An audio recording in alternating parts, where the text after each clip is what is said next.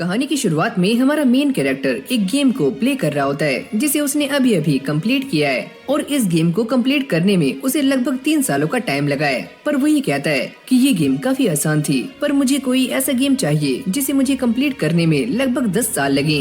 और वो इसी के बारे में सर्च करना शुरू कर देता है। पर तभी अचानक हम ये देखते हैं कि उसके सामने की स्क्रीन चेंज हो जाती है और वहाँ पर एक नोटिफिकेशन आती है कि हम तुम्हें एक ऐसा गेम प्रोवाइड कर रहे हैं जो कि कभी भी खत्म नहीं होगा। ये देखते ही वो काफी खुश हो जाता है और इस गेम के लिए अप्लाई कर देता है। पर वो ये देखता है कि उसके सामने यहाँ पर काफी सारे मोड्स हैं, जैसे कि इजी, मीडियम, हार्ड और साथ में एक और मोड होता है जिसका नाम है हेल मोड। और जैसे वो इस हेल मोड को प्रेस करता है तो उसके सामने एक और स्क्रीन आती है जिसके ऊपर ये लिखा हुआ था कि इसमें तुम्हें लेवल अप करने के लिए कम से कम 100 टाइम्स मोर एक्सपी चाहिए। जिसके बाद उसके सामने काफी सारे अलग अलग कैरेक्टर्स आ जाते हैं। पर वो ये देखता है कि यहाँ पर जो समनर का कैरेक्टर है उसका डिफिकल्टी लेवल काफी ज्यादा है, यानी कि डीमन लॉर्ड से भी काफी ज्यादा। इसे प्रेस करते ही उसके सामने एक मैसेज आता है कि तुम यहाँ पर सर्फ क्लास से स्टार्ट करने वाले हो और ये अभी बेटा टेस्टिंग में है। और सर्फ का मतलब तुम एक किसान या एक फार्मर ले सकते हो जो कि खेती बाड़ी करता है। ये सारा ताम झाम खत्म हो जाने के बाद हमारा मेन कैरेक्टर एक दूसरे वर्ल्ड में रिबॉर्न हो जाता है, जहाँ पर उसके मॉम डैड उसको देखकर काफी खुश हो रहे होते हैं और उसके डैड उसका नाम रखते हैं एलन। अब उसके सामने एक और नोटिफिकेशन आती है जिसमें लिखा हुआ था कि तुम्हें इस वर्ल्ड में अपना लेवल अप करने के लिए कम से कम 100 टाइम्स एक्सपी चाहिए और तुम्हें इस वर्ल्ड को खुद ही डिस्कवर करना होगा। अब ऐसे ही टाइम बीतना शुरू हो जाता है और एलन भी बड़ा हो चुका है और अब वो 1 साल का हो चुका है और इस जगह की मदर टंग है जापानीज। उसके मॉम और डैड जापानीज में बातें कर रहे होते हैं और वो उनकी बातों को समझने के काबिल भी हो चुका है। एलन जिस जगह पर पैदा हुआ है ये एक सर्फ लैंड है जहाँ पर सभी लोग खेती करते हैं और खेती करने के लिए वो रूलिंग लॉर्ड को पे भी करते हैं। वैसे इस गांव का कोई भी नाम नहीं है। जिसके बाद एलन अपने डैड के बारे में बताता है जिनका नाम है रॉडिन और वो काफी फैमिली गाय हैं, यानी कि सारा दिन मेहनत करते हैं ताकि अपनी फैमिली को काफी अच्छे से सपोर्ट कर पाएं। और ये है एलन की मॉम जो काफी स्वीट है। एलन को नींद आनी शुरू हो जाती है तो वो उसे सुलाकर यहाँ से चली जाती है। पर एलन सोया नहीं है, वो अपने स्टैट्स को चेक करने का ट्राई करता है पर कुछ भी नहीं होता। वो बार बार इसे ट्राई करने की कोशिश करता है पर उसका स्टेटस ओपन नहीं होता। फिर वो आखिरी बार ट्राई करता है पर तभी अचानक से उसका स्टेटस सामने आ जाता है और ये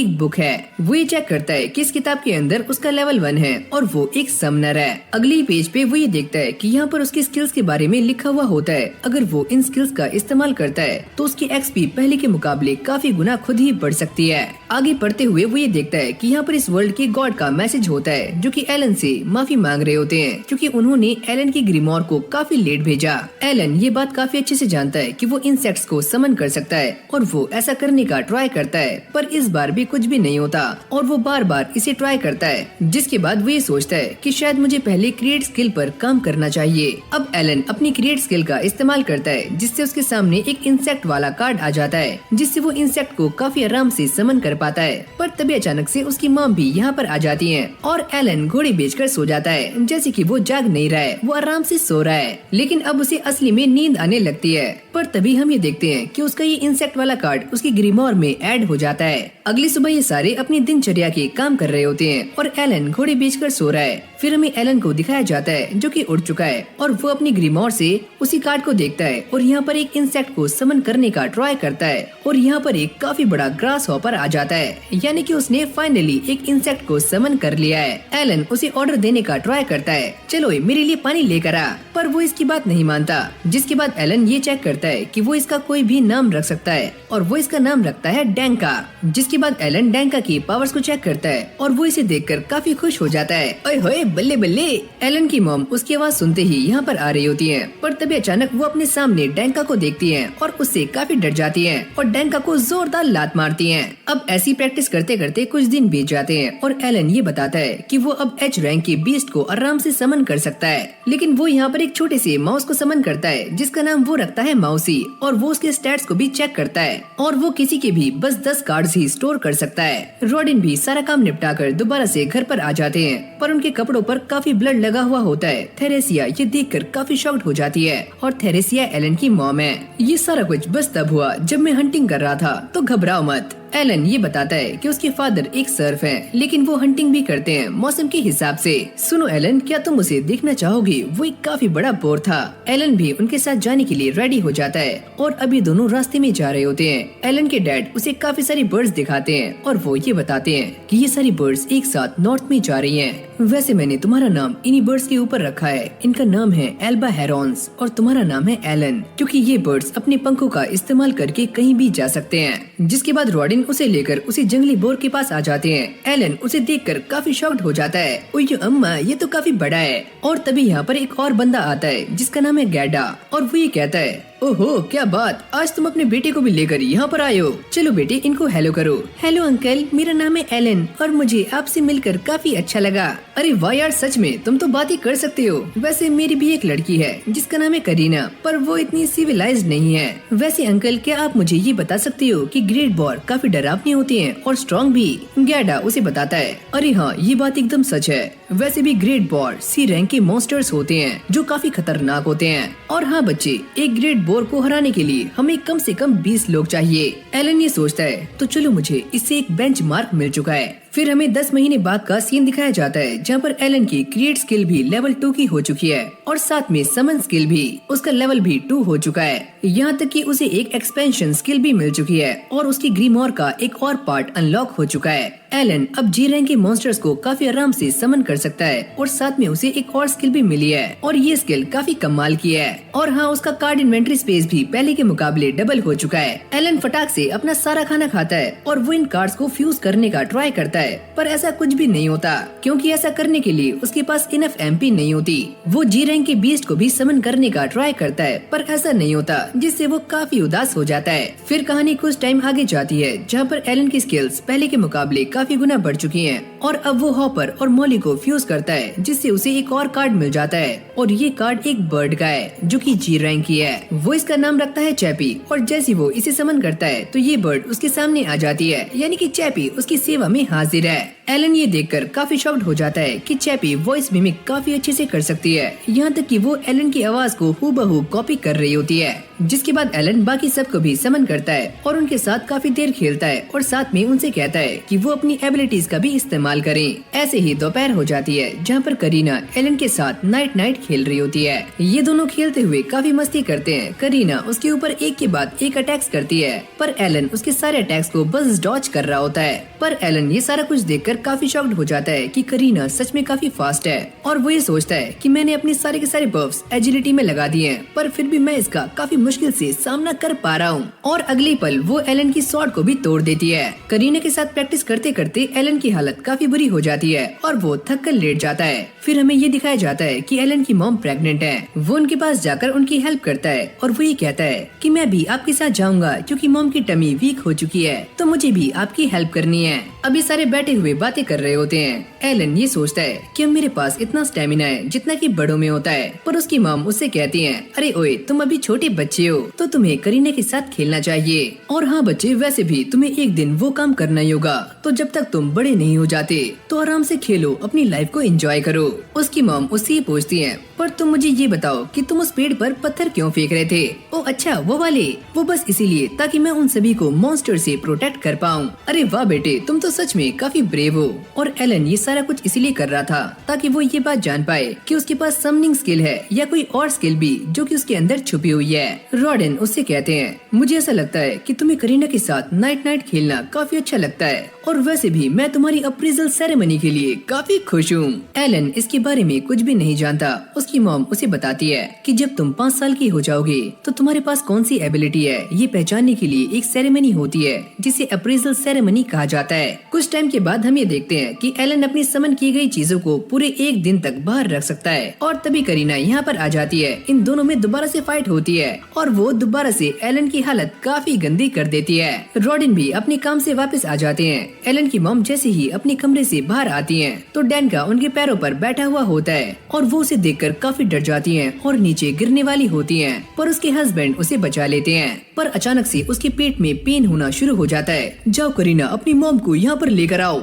अगले ही पल करीना की मॉम और उसके डैड यहाँ पर आ जाते हैं और उसकी मॉम आते ही यहाँ से सभी को बाहर निकाल देती है। जिसके बाद हमें सुबह का सीन दिखाया जाता है जहाँ पर एलन की मॉम को एक और बेटा हुआ है और ये बेटा काफी क्यूट है। एलन के डैड उसका नाम रखते हैं मैश। ये नाम सभी को काफी अच्छा लगता है। जिसके बाद एलन अपनी पास्ट लाइफ के बारे में याद करता है और वो ये सोचता है कि मैं अपनी पास्ट लाइफ से निराश नहीं हूँ और वो अपने भाई को देखते हुए ये कहता है कि फैमिली होना काफी इम्पोर्टेंट है। फिर वो ये सोचता है कि मैं ये बात नहीं जानता कि मैं ये कैसे करूँगा, पर मैं अपनी फैमिली को सर्फ डॉम से बाहर निकालना चाहता हूँ। अब एलन 5 साल का हो चुका है और वो अपने डैड के साथ अप्रेजल सेरेमनी के लिए जा रहा होता है। उसके डैड उसे बताते हैं कि ये एक ऐसी सेरेमनी है जहाँ पर सर्फ से लेकर नोबल सारे ही पार्टिसिपेट करते हैं। यहाँ तक कि वो ये भी कहते हैं अगर तुम्हारे पास कोई टैलेंट होगा तो तुम सर्फ डॉम से बाहर निकल सकते हो। करीना और उसके डैड भी उन दोनों के साथ जा रहे होते हैं। जिसके बाद ये सारे एक गाँव में आ जाते हैं। एलन ये देखता है कि सामने काफी सारे बच्चे हैं और सभी ने काफी अच्छे कपड़े पहने हुए हैं, यानी कि सारे बच्चे उन सभी से अच्छे लग रहे हैं। तभी अचानक सामने से कुछ लोग आते हैं जिन्हें हम प्रीस्ट कह सकते हैं और वो यहाँ पर इस सेरेमनी के बारे में बताना शुरू करते हैं और वो ये कहते हैं कि हमने यहाँ पर काफी सारे हीरोज देखे हैं और कुछ हीरोज ऐसे भी हैं जो कि सर्फ डॉम से आए थे। ये सुनते ही सारे लोग काफी शॉक्ड हो जाते हैं, क्या सच में सर्फ डॉम से? जिसके बाद ये सारे इस चर्च के अंदर आ जाते हैं। एलन ये देखता है कि सामने कुछ स्टैचूज बने हुए हैं और वो बीच वाले स्टैचू को देखकर ये कहता है कि यही गॉड ऑफ क्रिएशन है, यानी कि एल्मिया, और इन्होंने ही मुझे वो मैसेज दिया था। अब एक एक करके सारे बच्चे सामने आते हैं और पहली बारी आती है पेलेमस की और जैसे वो इस क्रिस्टल बॉल पर हाथ रखता है तो पीछे उसका सारा स्टेटस सामने आ जाता है। अरे वाह बच्चे, तुम्हारे पास तो मर्चेंट का टैलेंट है। और ये सुनते ही उसके डैड भी काफी खुश हो जाते हैं। अरे वाह मेरा लाडला। एलन अपनी ग्रीमोर को चेक कर रहा होता है और तभी उसे ये बात पता लगती है कि उसकी ग्रीमोर काफी स्पेशल है और कोई भी उसके अलावा इस ग्रीमोर को देख नहीं सकता। अब एक और बच्चा सामने आता है और जैसे वो इस क्रिस्टल बॉल पर हाथ रखता है तो उसके पास कोई भी टैलेंट नहीं होता और वो साइड हो जाता है। एक एक करके सारे बच्चे सामने आते हैं और किसी के पास कुछ टैलेंट होता है और जिसके पास टैलेंट नहीं होता वो भी साइड हो जाते हैं। और अब बारी आती है एलन और करीना की। ये दोनों भी आगे आ जाते हैं। करीना जैसे आगे जाकर इस क्रिस्टल बॉल पर हाथ रखती है तो वो काफी ग्लो करनी शुरू हो जाती है और उसके सारे स्टैट्स सामने आ जाते हैं। प्रीस्ट ये कहते हैं अरे वाह बच्ची, तुम्हारे पास तो एक स्वॉर्ड लॉर्ड की पावर्स हैं। ये देखकर सारे लोग काफी शॉक्ड हो जाते हैं और साथ में उसके डैड भी। एलन जैसे ही उस क्रिस्टल बॉल पर हाथ रखता है तो उसके अंदर से काफी रोशनी बाहर निकलनी शुरू हो जाती है और ये करीना से भी काफी ज्यादा होती है जिससे वो पीछे गिर जाता है। सारे लोग इस बात से हैरान होते हैं कि एलन के पास कौन सा टैलेंट है। प्रीस्ट ये बताते हैं कि इस बच्चे के पास कोई भी टैलेंट नहीं है, पर जैसे एलन अपनी ग्रीमोर में देखता है तो वहाँ पर उसके टैलेंट की जगह पर कुछ काफी अजीब सा लिखा होता है। एलन को ऐसा लगता है कि पक्का ये कोई न कोई ग्लिच है। जिसके बाद वो दोनों अपने घर आ जाते हैं और उसकी मॉम उन दोनों का ही वेट कर रही होती है। रॉडेन अपने बच्चे को समझाने का ट्राई कर रहे होते हैं कि भले ही तुम्हारे पास कोई भी टैलेंट नहीं है पर फिर भी तुम हमारी फैमिली के मेंबर हो और हम एक ऐसे घर में रहते हैं जहाँ पर हमारे पास कोई भी बाथटब नहीं है, फिर भी हम काफी खुश हैं। रात में ये सारे लोग आराम से घोड़े बेचकर सो जाते हैं पर एलन अब भी जाग रहा होता है और वो ये सोचता है कि मुझे ऐसा लग रहा है कि मैं अकेला ही हेल मोड खेल रहा हूँ। और उसे ये बात भी समझ आ जाती है कि उसके हेल मोड खेलने से उसकी प्रोग्रेस 100 गुना कम हो चुकी है। और वैसे भी मैं ये बात जानता हूँ, अगर कोई नॉर्मल इंसान इस गेम को खेलता तो उसकी पक्का हवा टाइट हो जाती, पर मैं इसे कंप्लीट करके रहूंगा चाहे मुझे कितना भी टाइम लगे। यहीं से हमारा सीन चेंज हो जाता है जहाँ पर एलन और उसकी पूरी फैमिली कहीं पर जा रहे होते हैं पर रॉडेन किसी बात से काफी नाराज है। ये सारे गैडा के पास आ जाते हैं जहाँ पर सारे लोग कैरीना के स्वॉर्ड लॉर्ड बनने पर काफी खुश हो रहे होते हैं, यानी कि सेलिब्रेट कर रहे हैं। गैडा की वाइफ उन सभी से कहती है कि कुछ टाइम पहले विलेज के चीफ यहाँ पर आए थे और उन्होंने हमें ये चीज दी है। रॉडेन ये देखकर काफी खुश हो जाता है पर फिर भी वो मुंह बना रहा होता है। अच्छा ठीक है, तुम इसे एंजॉय करो। वैसे हमारे यहाँ पर सबसे पहले मेहमानों का स्वागत होता है तो तुम इसे पी सकते हो, पर रॉडेन ऐसा करने से साफ इनकार कर देता है और वो गुस्से में आकर गैडा को ड्रिंक दे रहा होता है। अगर तुम मुझे गुस्से में ये दोगे तो मैं इसे नहीं पीऊंगा। अब इन दोनों में ऐसी ही प्यार भरी नोक झोंक चलनी शुरू हो जाती है। रॉडेन ये कहता है कि मैं तुम्हारी बच्ची को लेकर काफी खुश हूँ, वो हमारी कंट्री को एक नाइट बनकर सर्व कर सकती है और मैं बस यही कहना चाहता हूँ कि ऐसे टैलेंट वाले लोगों को सर्व के साथ नहीं होना चाहिए। गैडा को ये सुनते ही काफी गुस्सा आ जाता है। तुम ये क्या बकवास कर रहे हो, मैंने तुमसे ऐसा कुछ भी नहीं कहा। इन दोनों को ऐसा लड़ते हुए देख दोनों स्त्रियां सामने आ जाती हैं जो कि इनकी फाइट को सॉल्व करवाती हैं। जिसके बाद इन दोनों में दोबारा से नोक झोंक स्टार्ट हो जाती है और इस बार ये दोनों इस घर को बनाने के बारे में लड़ रहे होते हैं। गैडा ये कहता है कि इस घर को बनाना काफी मुश्किल था। रॉडिन ये कहता है, अरे मैंने तुम्हारी इसमें काफी हेल्प की है, वैसे वो पिलर्स मैंने लगाए थे। अच्छा हाँ तुमने लगाए हैं। अभी दोनों एक साथ उस ड्रिंक को पीते हैं जिसे इन्होंने काफी लंबे टाइम पहले पिया था। फिर हमें सुबह का सीन दिखाया जाता है जहाँ पर कुछ नाइट्स गैडा को आकर ये बताते हैं कि ऑर्डर ऑफ नाइट्स करीना से मिलने के लिए आ रहे हैं और ये सारे दोबारा से उसी विलेज में आ जाते हैं। और यहीं पर हम दोबारा से उसी एक्स यूजर बच्चे को देखते हैं जिसका नाम है डोगरा। अबे डोगरा या टोकरा? अरे ओए तुम तो वही बच्चे हो ना जिसके पास कोई भी टैलेंट नहीं है, तो तुम यहाँ पर क्या कर रहे हो? वैसे तुम जैसे बच्चों का यहाँ पर कोई भी काम नहीं है। तभी करीना सामने आ जाती है, तुम इसके बारे में नहीं जानते, ये काफी स्ट्रॉन्ग है। अरे हाँ मैं इसे काफी अच्छे से जानता हूँ, इसकी सारी क्लास ई है और ये एक सर्फ है। अगली पल ऑर्डर ऑफ नाइट्स यहाँ पर आ जाते हैं और वो करीना और गैडा को सामने बुलाते हैं और ये दोनों भागते हुए वहाँ पर चले जाते हैं। एलन भी करीना को देखकर काफी खुश होता है, जिसके बाद ये बंदा गैडा से कुछ कहता है और गैडा उन्हें जवाब देता है कि मेरी बच्ची अभी बस 5 साल की है और उसने आज तक कभी भी रियल स्वॉर्ड को नहीं छुआ है। और इस बंदे का नाम है ज़ेनोफ। वो ये कहता है, अगर तुम्हारी बच्ची स्वॉर्ड लॉर्ड है तो तुम्हें दिक्कत कैसी है? देखो गैडा, अगर तुमने मुझसे झूठ बोला है कि तुम्हारी बच्ची एक स्वॉर्ड लॉर्ड है तो तुम्हें इसके बदले में सजा भी मिल सकती है। और हम इसी बात को पता लगाने के लिए कि तुम्हारी बच्ची एक स्वॉर्ड लॉर्ड है या फिर नहीं, उसके साथ एक डुएल करना चाहते हैं, पर गैडा इस चीज के लिए साफ मना कर रहा होता है। इस बच्ची को फाइट करनी होगी वरना हम इसे और इसकी पूरी फैमिली को यहीं पर खत्म कर देंगे। और अब एक नाइट यहाँ पर एक स्वॉर्ड लेकर आता है। करीना उस स्वॉर्ड को देखकर काफी खुश हो जाती है कि उसे असली में एक स्वॉर्ड चलाने को मिलने वाली है और वो इस डुएल के लिए हाँ बोल देती है। और अब एक नाइट करीना से लड़ने के लिए सामने आ जाता है और इन दोनों के बीच में डुएल स्टार्ट हो जाता है। करीना उसके ऊपर बार बार अटैक्स कर रही होती है, पर ये नाइट उसके सारे अटैक्स को काफी आराम से ब्लॉक कर रहा होता है। एलन भी ये सारा कुछ देख रहा है और वो ये सोचता है कि हम दोनों ने काफी बार नाइट खेला है, तो उससे करीना की स्किल्स काफी डेवलप हो चुकी हैं और वो लेवल 5 की हैं। अब ये बंदा दोबारा से करीना पर अटैक करता है, पर करीना उससे बचकर पीछे हो जाती है, पर अगली पल ये उसके एक जोरदार किक मारता है। ये देखकर गैडा को काफी गुस्सा आ रहा होता है, पर ये सारे नाइट्स उसको पकड़ लेते हैं। फिर हम करीना को देखते हैं जिसकी पावर्स धीरे धीरे अवेकन होनी शुरू हो जाती हैं, जिसके बाद वो काफी तेजी से जाकर इस नाइट पर अटैक्स करना शुरू करती है और इस बार वो इसे काफी मुश्किल से हैंडल कर पा रहा होता है। अगली पल वो इस नाइट की शॉट को भी तोड़ देती है और इस मैच को जीत जाती है, जिससे गैडा और करीना काफी खुश होते हैं और साथ में एलन भी। ये सारा कुछ होने के बाद ज़ेनोफ गैडा के पास जाता है और उससे अपनी बदतमीजी के लिए माफी मांगता है और वो ये कहता है कि चलो तुम्हारी बच्चे के फ्यूचर के बारे में डिसाइड करते हैं और तुम मेरे यहाँ पर इनवाइटेड हो। अरे हाँ वो तो बात सही है, पर मैं वहाँ पर आऊँगा या फिर नहीं वो मैं सोच कर बताऊंगा। वैसे तुम वहाँ पर अपने साथियों को भी ला सकते हो। अब अगले सीन में सारे विलेज चीफ के घर में आ जाते हैं, जहाँ पर हम उसी बच्चे को भी देखते हैं जिसका नाम है टोकरा और वो अपने डैड के साथ होता है। जिसके बाद ज़ेनोफ ये बताता है कि मैं यहाँ पर इसलिए आया था ताकि मैं ये देख पाऊँ कि यहाँ पर सच में कोई स्वॉर्ड लॉर्ड है या फिर नहीं। और अब ये बात काफी अच्छे से क्लियर हो चुकी है कि इस विलेज में सच में एक स्वॉर्ड लॉर्ड है। और वो ये कहते हैं कि पहले हम ये सोच रहे थे कि इस विलेज का नाम तुम्हारे नाम पर रखा जाएगा, पर हमारे लॉर्ड के आदेश के मुताबिक हम ये सोच रहे हैं कि इस विलेज का नाम करीना विलेज रखा जाए, क्योंकि यहाँ पर एक स्वॉर्ड लॉर्ड है, जो कि काफी कमाल की बात है। गैडा भी ये सुनते ही काफी खुश हो जाता है। फिर हम एलन को देखते हैं जो कि एक फ्रूट को अपने कपड़ों में छुपा लेता है और इन सभी की बातों को काफी गौर से सुन रहा होता है। ज़ेनोफ ये बताते हैं कि आज से 3 साल पहले काउंट की फैमिली में एक स्वॉर्ड लॉर्ड पैदा हुआ था, पर वो हमारे मुताबिक सही से काम नहीं कर पाया, यानी कि हमारी एक्सपेक्टेशंस पे खरा नहीं उतरा।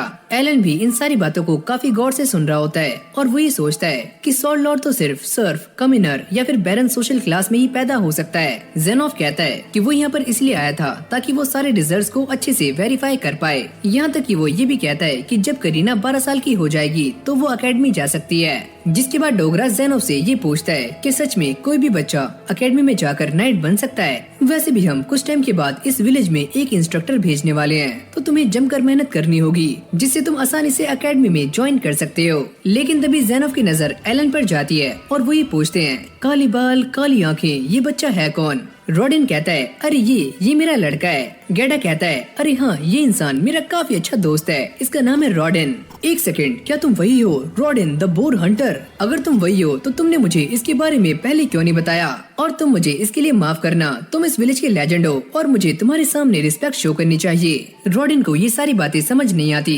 आखिरकार आप मेरा नाम कैसे जानते हो? वैसे हमारे बैरन को बोर का मीट काफी अच्छा लगता है और मैंने ये भी सुना है कि तुम ग्रेट बोर को हंट करने में काफी इम्पोर्टेंट रोल निभाते हो। वैसे ये बात मैं नहीं कह रहा हूँ, ये बात हमारे बैरन भी कहते हैं। ये सारी बातें सुनने के बाद रॉडिन उनको थैंक्स करता है। फिर हम देखते हैं कि रॉडिन और एलन अपने घर के लिए निकल जाते हैं और वो ये सोचता है कि मैं इस बात से काफी खुश हूँ कि मेरे जैसा एक आम इंसान भी बड़े लोगों से तारीफें पा सकता है। जिसके बाद एलन अपनी पॉकेट से कुछ फ्रूट्स को बाहर निकालता है जो कि उसने अपनी मॉम और अपने भाई के लिए बचाए होते हैं। और तभी उसके डैड भी अपनी पॉकेट से कुछ और फ्रूट्स बाहर निकालते हैं। अरे बेटे, मैंने भी कुछ ऐसा ही किया है। जिसके बाद ये दोनों ठहाके लगाकर जोर जोर से हंसते हैं। यानी कि इन दोनों ही बाप बेटी की जोड़ी काफी कमाल की है। कुछ टाइम ऐसे ही बीत जाता है और एलन की समनिंग स्किल भी लेवल 3 की हो चुकी है और अब वो एफ रैंक के क्रिएचर्स को भी काफी आराम से समन कर पाता है। यहाँ तक कि उसका कार्ड इन्वेंटरी स्पेस भी पहले के मुकाबले काफी गुना बढ़ चुका है और एलन इससे काफी खुश होता है। और जब उसने पहली बार समनिंग स्किल को लेवल अप किया था तो उस बात को 2 साल बीत चुके हैं। जिसके बाद ये सारे दोबारा से घर में आ जाते हैं और एलन की मॉम दोबारा से प्रेग्नेंट होती है।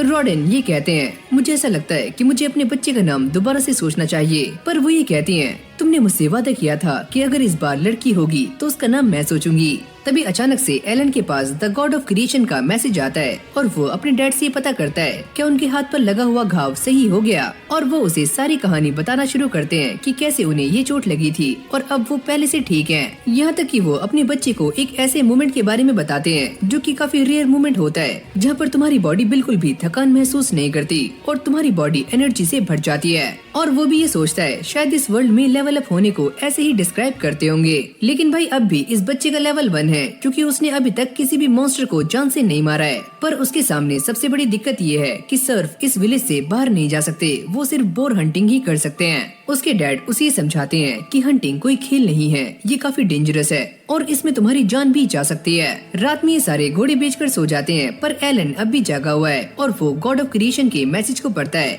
जिससे वो काफी खुश हो जाता है। लगता है उन्होंने वो ग्लिच सही कर दिया। यहाँ तक कि उसे ये बात भी क्लियर हो जाती है कि वो इस वर्ल्ड में ई रैंक पर इसलिए है क्योंकि वो हेल मोड खेल रहा है। पर वो ये देखकर काफी खुश हो जाता है कि डेवलपर ने उसे उसका एक अलग सिस्टम दिया है जहाँ पर वो अपना रियल स्टेटस चेक कर सकता है। वो ये देखकर काफी शॉक्ड हो जाता है कि उसकी काफी सारी स्किल्स एस रैंक की हैं। वो अपनी पावर्स को इस्तेमाल करने के लिए डैंका का यूज करता है जिससे डैंका की सारी एबिलिटीज +1 से काफी गुना बढ़ जाती हैं और अब वो डैंका को भी यहाँ पर समन कर लेता है। अगली पल उसकी मॉम भी यहाँ पर आ जाती हैं और वो ये पूछती हैं कि तुम अभी तक सोई नहीं। पर वो अपने सामने डैंका को देखती हैं और उसे कुचलकर मार देती हैं। सुबह के टाइम में एलन के डैड अपने काम पर जा रहे होते हैं और वो उन्हें गुड बाय करता है। एलन काफी सारे फ्यूजन कॉम्बिनेशन को ट्राई कर चुका है पर उसने अभी तक किसी और को अनलॉक नहीं किया है और वो इसे एक और बार ट्राई करता है और उसे एक न्यू कार्ड मिल जाता है। जैसे ही एलन उसे अपने सामने समन करता है तो वो ये देखता है कि एक छोटा सा एप्पल है जिसके हाथ और पैर हैं और इसके पास एक काफी स्पेशल एबिलिटी भी है। एलन इसका नाम रखता है एप्पो और उसे ये कहता है कि वो अपनी इस एबिलिटी का इस्तेमाल करे जिससे ये एप्पल जमीन में घुस जाता है और उसके ऊपर लगी हुई ये टहनी काफी बड़ी हो जाती है। अब यहीं से हमारा सीन चेंज हो जाता है जहाँ पर हम ये देखते हैं कि एलन और करीना नाइट नाइट खेल रहे होते हैं और वो करीना के इस बार काफी सारे अटैक्स को आसानी से डॉज कर पाता है पर फिर भी उसकी हालत काफी खस्ता हो जाती है। पर करीना को भी ये बात समझ आ जाती है कि एलन पहले के मुकाबले काफी टफ हो चुका है। वो भी ये चेक करता है कि उसकी स्वॉर्ड मास्टर स्किल भी लेवल 3 की हो चुकी है। अब वो अपनी एक और स्किल को लेवल अप करने का ट्राई करता है जिससे वो सामने पत्थर को थ्रो करता है और ऐसा वो 20,000 बार कर चुका है पर अब भी उसकी स्किल लेवल अप नहीं होती जिससे वो काफी निराश हो जाता है। लेकिन उसने अपने पास में काफी सारे एपोस को समन कर लिया है और वो यहाँ पर एक छोटा सा गार्डन बना चुका है जिसके अंदर से काफी अच्छी खुशबू आ रही होती है और इससे उसे एक और बात भी क्लियर हो जाती है कि इससे उसका एमपी को रिकवर करने का टाइम 6 घंटे से 5 घंटे हो चुका है। रात में ये सारे बैठे हुए रॉडिन का इंतजार कर रहे होते हैं पर तभी अचानक से उन्हें बाहर से किसी के चिल्लाने की आवाज आती है और जैसे ये सारे बाहर जाकर देखते हैं तो सामने से कुछ लोग रॉडिन को एक लकड़ी पर रखकर ला रहे होते हैं और वो काफी इंजर्ड है। अब ये सारे उसे लेकर घर में आ जाते हैं। गैडा ये बताता है कि एक जंगली बोर ने इसके पेट में सींग मार दिए हैं और एक हब की वजह से हम इसे अभी तक जिंदा रख पाए हैं। थेरेसी ये पूछती है कि तुम्हारे पास इतनी इम्पोर्टेंट चीज कहाँ से आई और गैडा ये बताता है कि जेनोफ ने मेरी बेटी के साथ जो किया था उसके बदले में मैंने उससे काफी सारे गोल्डन कॉइन्स लिए थे और इसी से ही मैंने उसे परचेज किया। अभी सारे ऐसे ही बहस कर रहे होते हैं, तभी मैश भी यहाँ पर आ जाता है और वो काफी रोना शुरू कर देता है। एलन उसे लेकर अंदर जाता है और गैडा इन सभी को लेकर बाहर आ जाता है। अब ये सारे एक ही बात कर रहे होते हैं कि इसमें सारी गलती उस कॉमिनर की है। एलन गैडा से पूछता है क्या ये बात सच है, जिसके बाद गैडा एलन को सारा कुछ बताना शुरू करता है कि कैसे वो हंटिंग करते हैं और कैसे वो कुछ टाइम पहले चीफ के पास गए थे, जिन्होंने उनसे कहा था कि वो इसके अंदर कॉमिनर्स को भी शामिल करें।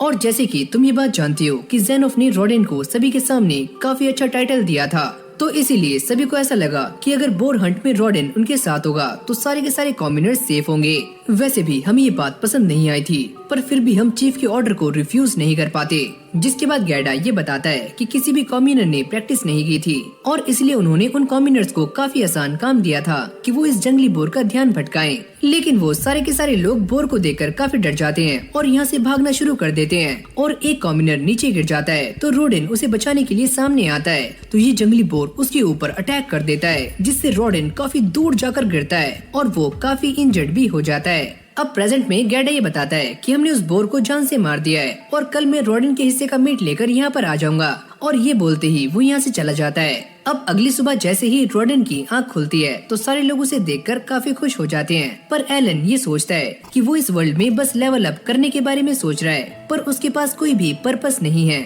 और बिना पर्पस के लेवल अप करना एकदम बेकार है। और वो ये सोचता है कि इस वर्ल्ड में जो भी लोग रह रहे हैं ये चीज उनके लिए कोई गेम नहीं है, वो अपने आप को जिंदा रखने के लिए हर वो कोशिश कर रहे हैं जो कि उनसे बनती है। अब गैडा भी उस मीट को लेकर रॉडेन के पास आ जाता है और वो ये कहता है अरे ओए भाई चिंता मत करना, हम पूरे विंटर्स तुम्हारा ध्यान रखने वाले हैं। एलन भी पटाख से खड़ा हो जाता है और वो अपने डैड से ये कहता है अरे डैड आप बस रेस्ट कीजिए और बाकी काम मेरे ऊपर छोड़ दीजिए, और हाँ मैं अपनी फैमिली को एकदम सेफ रखने वाला हूँ। ये सुनते ही वो सारे लोग काफी हक्के बक्के रह जाते हैं। जब अगली सुबह एलन पानी भर रहा होता है तो वो पानी की 2 बकेट को भर लेता है। सारे लोग उससे कहते हैं कि ये तुम्हारे लिए काफी भारी हो जाएगा, पर वो इसे काफी आराम से उठा लेता है और चलता है। अब ये ऐसे ही अपने बारे में सोचता हुआ जा रहा होता है। यही से हमारा सीन चेंज होता है, जहाँ पर हम ये देखते हैं कि गैडा एलन को पोटैटोज हार्वेस्ट करना सिखाता है। अरे बच्चे तुम्हें बस एक काम करना है कि इसे जड़ से पकड़कर खींचना है, और एलन भी ऐसा करने का ट्राई करता है, पर वो एक हाथ का इस्तेमाल कर रहा होता है।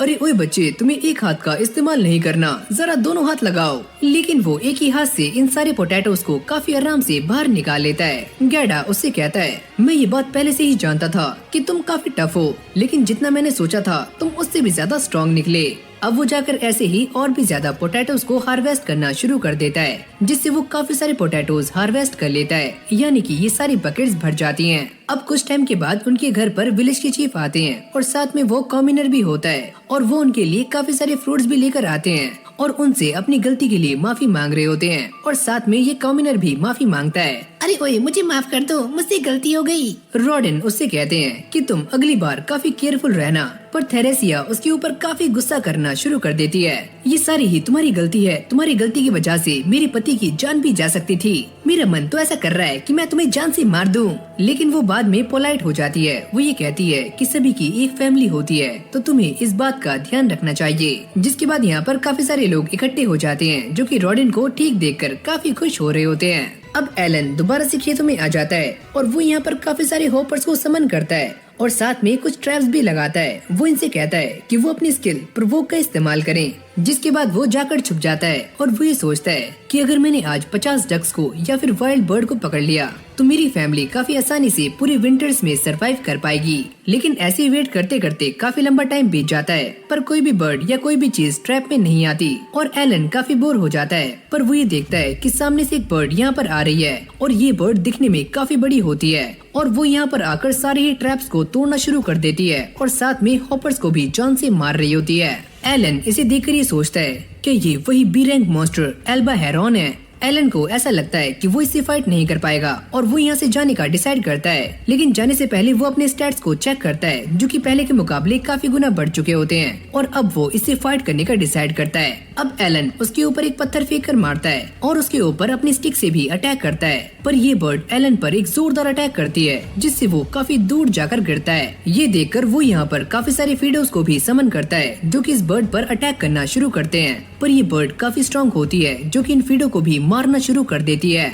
वो दोबारा से उस पर अटैक करने के लिए आगे जाता है, पर ये बर्ड एलन के एक जोरदार पंचा मारती है, जिससे उसकी हालत काफी खराब हो जाती है और उसके सारे के सारे समनिंग क्रिएचर भी खत्म होने शुरू हो जाते हैं, जिससे एलन को ये बात समझ आ जाती है कि वो इससे काफी वीक हो चुका है। लेकिन ये बर्ड अब भी एलन पर अटैक करने के लिए उसके ऊपर आ जाती है और जैसे ये उसे मारने वाली होती है तो एलन इसे अपनी स्वॉर्ड से रोक लेता है, पर ये एल्बा हेरॉन उसके ऊपर काफी भारी पड़ रही होती है। जिसके बाद हम ये देखते हैं कि एलन यहाँ पर कुछ इंसेक्ट्स को समन करता है जो कि इस एल्बा हेरॉन की एनर्जी को ड्रेन करना शुरू कर देते हैं, यानी कि उसे सक कर रहे होते हैं। लेकिन ये एल्बा हेरॉन उन सभी को काफी आराम से जान से मार देता है। जिसके बाद एलन यहाँ पर कुछ और इंसेक्ट्स को समन करता है और अब ये सारे मिलकर इस एल्बा हेरॉन को काफी आराम से धूल चटा देते हैं। जिसके बाद एलन इस एल्बा हेरॉन को लेकर अपने घर के पास में आ जाता है और सभी को ये बताता है कि ये पीछे ही पास में लैंड हो गया था और मैंने इसके ऊपर पीछे से अटैक किया और ये मारा गया। गैडा भी यहाँ पर आ जाता है और वो ये कहता है कि चलो मैं तुम्हारे लिए इसका ब्लड बाहर निकाल देता हूँ,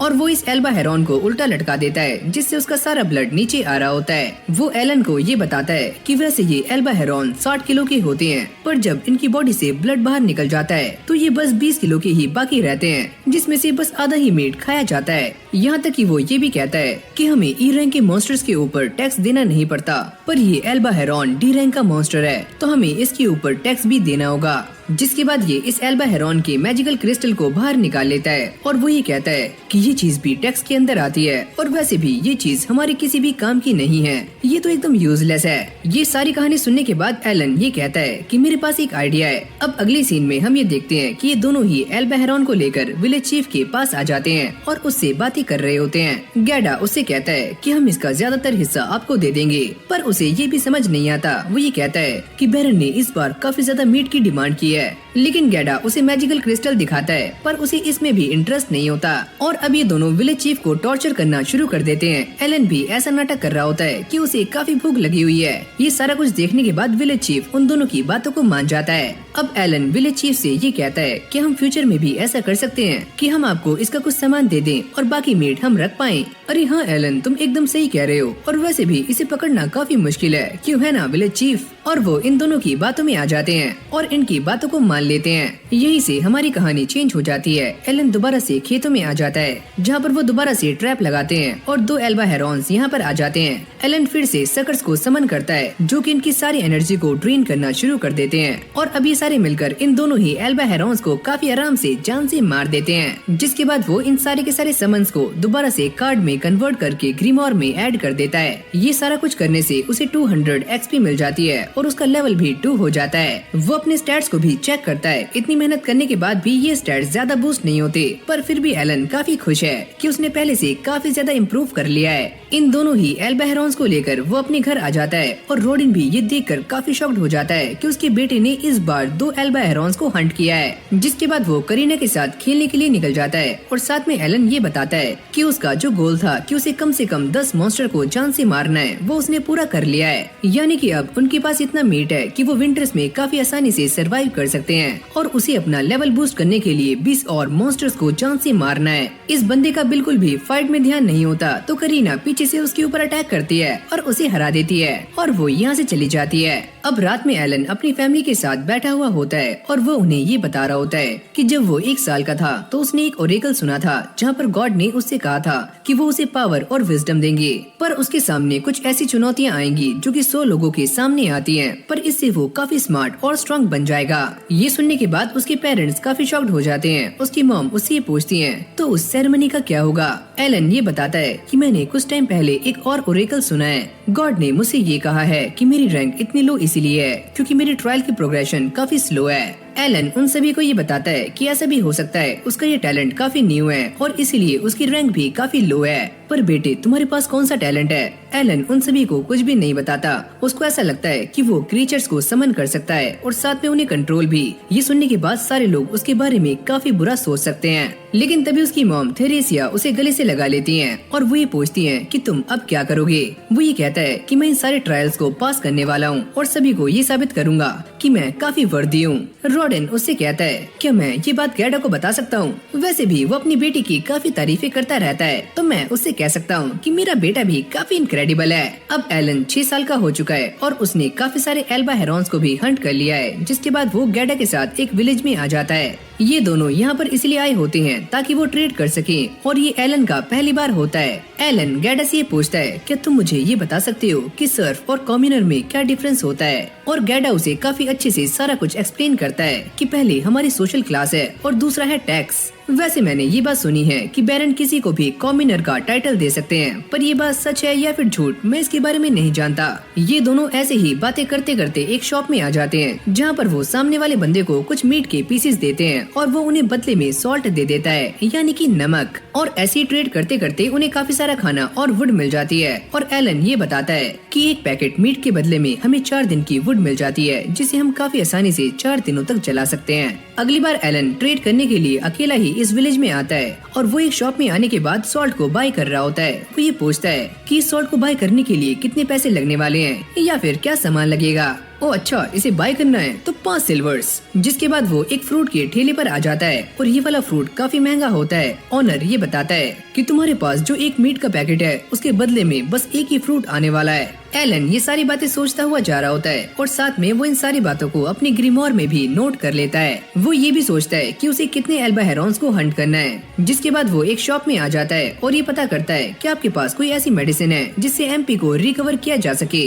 अरे नहीं बच्चे, हमारे पास इतना एडवांस कुछ भी नहीं है। पास में ही उसे काफी सारे हर्ब्स मिल जाते हैं जिसे वो अपनी ग्रीमोर में ड्रॉ कर लेता है और वो एक हर्ब के बारे में इस मालिक से पूछता है और वो ये कहता है, अरे मेरे पास वो वाला हर्ब नहीं है, अगर होता भी तो मैं उसे सेल नहीं करता और वैसे भी वो वाला फ्लावर मैं पहले ही बेच चुका हूँ, जिसकी वजह से मैं काफी ज्यादा निराश हूँ। एलन उससे ये पूछता है, क्या आप गैडा की बातें कर रहे हो? और वो ये कहता है, अरे हाँ मैं उसी की बातें कर रहा हूँ। एक दिन वो मेरी शॉप में आ गया और वैसे भी मुझे वो फ्लावर उसे नहीं देना था जो कि 5 गोल्डन कॉइन्स का था, पर वो मुझसे जिद करने लगा कि उसे ये 3 गोल्डन कॉइन्स में चाहिए। और ये सारा इंसिडेंट होने के बाद से ही ये टकला काफी नाराज है। एलन उससे कहता है कि आपने वो जो मुलेट से फ्लावर दिया था उसकी वजह से ही मेरे फादर आज जिंदा हैं, तो आप इस मीट के बॉक्स को रख सकते हो। जिसके बाद वो एक वेपन की शॉप में आ जाता है जहाँ पर काफी सारे वेपन्स रखे हुए होते हैं और यहीं पर हम उसी बच्चे को देखते हैं जिसका नाम है डोगरा यानी कि टोकरा। और वो ये पूछता है कि तुम्हें हमारी शॉप से क्या चाहिए, जल्दी बोलो। अरे मुझे कुछ भी नहीं चाहिए। और ये बोलते ही एलन यहाँ से जा रहा होता है, पर डोगरा उसके ऊपर अटैक कर देता है। तुम यहाँ से कहीं भी जा नहीं सकते और वैसे भी जब तक तुम मेरे सर्वेंट नहीं बन जाओगे मैं तुम्हें यहाँ से जाने नहीं दूंगा, समझे? अबे ओए चपड़ गंजू, शांत हो जा और तू चाहे कोई सा भी वेपन लेकर आ सकता है, मैं तुझसे लड़ने के लिए तैयार हूँ। ये सुनते ही डोगरा की काफी ज्यादा फट जाती है और वो यहाँ से भाग जाता है, लेकिन वो एक स्टिक लेकर दोबारा से यहाँ पर आता है और एलन पर अटैक्स करना शुरू कर देता है। पर एलन भी उसके सारे अटैक से काफी आराम से डॉज कर रहा होता है। जिसके बाद वो उसकी स्टिक को भी गिरा देता है और बाद में डोगरा हार जाता है। कहानी दोबारा से एलन के घर पर आती है जहाँ पर रॉडिन पहले के मुकाबले काफी ठीक फील कर रहे होते हैं और अब उनके घर में एक और लड़की आ चुकी है जो कि है एलन की छोटी बहन। जिसके बाद ये सारे बच्चे मैदान में आ जाते हैं और प्रैक्टिस कर रहे होते हैं। डोगरा भी यहीं पर है और साथ में करीना इस बंदे को शॉट चलाना सिखा रही होती है। एलन उस बच्चे को नोटिस कर रहा होता है और वो ये कहता है कि सच में ये बच्चा काफी अच्छे से कर रहा है, मुझे ऐसा लगता है कि इसके पास पियर यूजर का टैलेंट है। अब रात में रॉडिन और गैडा घर पर आ जाते हैं और वो थेरेसिया और बाकी सबको ये बता रहे होते हैं कि बैरन ने हमें बुलाया था और वो ये चाहते हैं कि हम जिस बोर को उन्हें मार कर देते हैं उसकी काउंटिंग हम 10 से 15 कर दें और इसके लिए वो ये चाहते हैं कि इस बार भी हम कॉम्यूनर्स को अपने साथ हंट करने दें। और सबसे बड़ी दिक्कत की बात ये है कि अगर ये सारे ऐसा नहीं कर पाए तो बैरन यहाँ पर कुछ और नए सर्फ ले आएंगे, यानी कि इसका मतलब साफ है कि जो सर्फ हंट नहीं कर सकते उनकी जमीनें उनसे छीन ली जाती हैं। गैडा ये कहता है एक और काफी बड़ी दिक्कत की बात है कि वो ये चाहते हैं कि हम अगले साल 20 बोर्ड्स को हंट करें, यानी कि इस बार 15 और अगले साल 20। रॉडिन भी इन सारी चीजों के लिए तैयार नहीं होता और एलन उनसे कहता है कि अगर आपने उनकी ये बातें मान ली तो अगली बार वो आपसे कुछ ज्यादा ही एक्सपेक्ट करेंगे। रॉडिन उससे पूछता है तो क्या तुम ये चाहते हो कि हम अपने साथ कॉम्यूनर्स को ऐड करें? एलन कहता है कि हाँ बिल्कुल सही कहा, पर गैडा ये कहता है कि वो सारे एकदम यूजलेस हैं, लेकिन आपको उन्हें यूजफुल बनाना होगा और वैसे भी मेरे पास विजडम है जो कि मुझे लॉर्ड एल्मिया ने दी है। सीन चेंज होता है और ये तीनों ही हंट करने के लिए रेडी हो चुके हैं और इनका साथ देने के लिए सामने सारे के सारे कॉम्यूनर्स खड़े हुए हैं जो कि खुद तो मरने वाले हैं और साथ में इन्हें भी लेकर डूबने वाले हैं। अब ये सारे के सारे बोर हंट करने के लिए एकदम रेडी हो जाते हैं। रॉडेन और बाकी सभी इन्हें एलन के तरीके से सिखाने वाले हैं ताकि ये सारे काफी जल्दी सीख जाएं, क्योंकि ये सारे एक नंबर के नूब हैं। जिसके बाद ये सारे बोर हंट करने के लिए विलेज से बाहर आ जाते हैं और एलन एक माउंटेन को देख रहा होता है और वो ये बताता है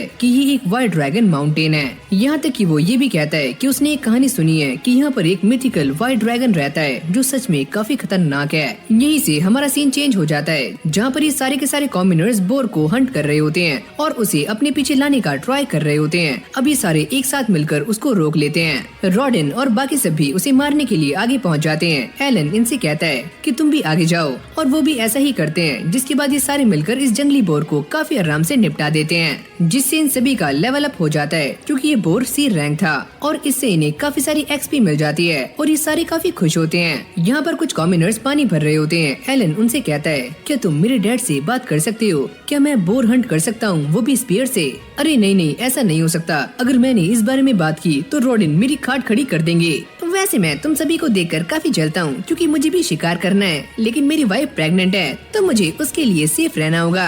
जैसे ही एलन को ये पता लगता है कि ये इंसान एक बूचर है तो वो उसे लेकर एल्बा हेरॉन्स के पास आ जाता है। एलन उससे कहता है कि वो इन्हें बूचर करे, जिसके बदले में वो उसे एल्बा हेरॉन्स के 2 मीट के पैकेट देगा। जिसके बाद वो ये कहता है कि वो अपनी फैमिली को सर्व से कॉम्यूनर्स में लाना चाहता है, जिसके लिए उसे 50 गोल्ड कॉइन्स चाहिए और इसलिए वो इन एल्बा हेरॉन्स को बेचने वाला है। जिसके बाद ये सारे के सारे सर्व्स दोबारा से बोर हंट करने के लिए आ जाते हैं और इस बार उनके साथ कुछ नए कॉम्यूनर्स भी होते हैं और ये अपनी वही पुरानी स्ट्रेटेजी का इस्तेमाल करते हैं, जिससे वो इस बोर को काफी आराम से जान से मार देते हैं, जिससे इन सभी का दोबारा से लेवल अप हो जाता है। फिर हम एलन को देखते हैं और उसका भी लेवल अप हो चुका है और अब उसका लेवल है 3। जिसके बाद वो ये कहता है कि वो अपने समन किए गए क्रिएचर को अपने 50 मीटर के दायरे में कहीं पर भी समन कर सकता है। फिर हमें 3 महीने बाद का सीन दिखाया जाता है जहाँ पर एलन और करीना इस विलेज के चीफ के घर से वापस आ रहे होते हैं और ये दोनों ही न्यू ईयर की पार्टी को एंजॉय करके आ रहे हैं और विलेज चीफ ने इन दोनों को काफी सारा सामान भी दिया होता है और ये दोनों ही काफी खुश होते हैं। जिसके बाद ये दोनों गैडा के घर पर आ जाते हैं और ये सारे मिलकर न्यू ईयर को सेलिब्रेट करते हैं।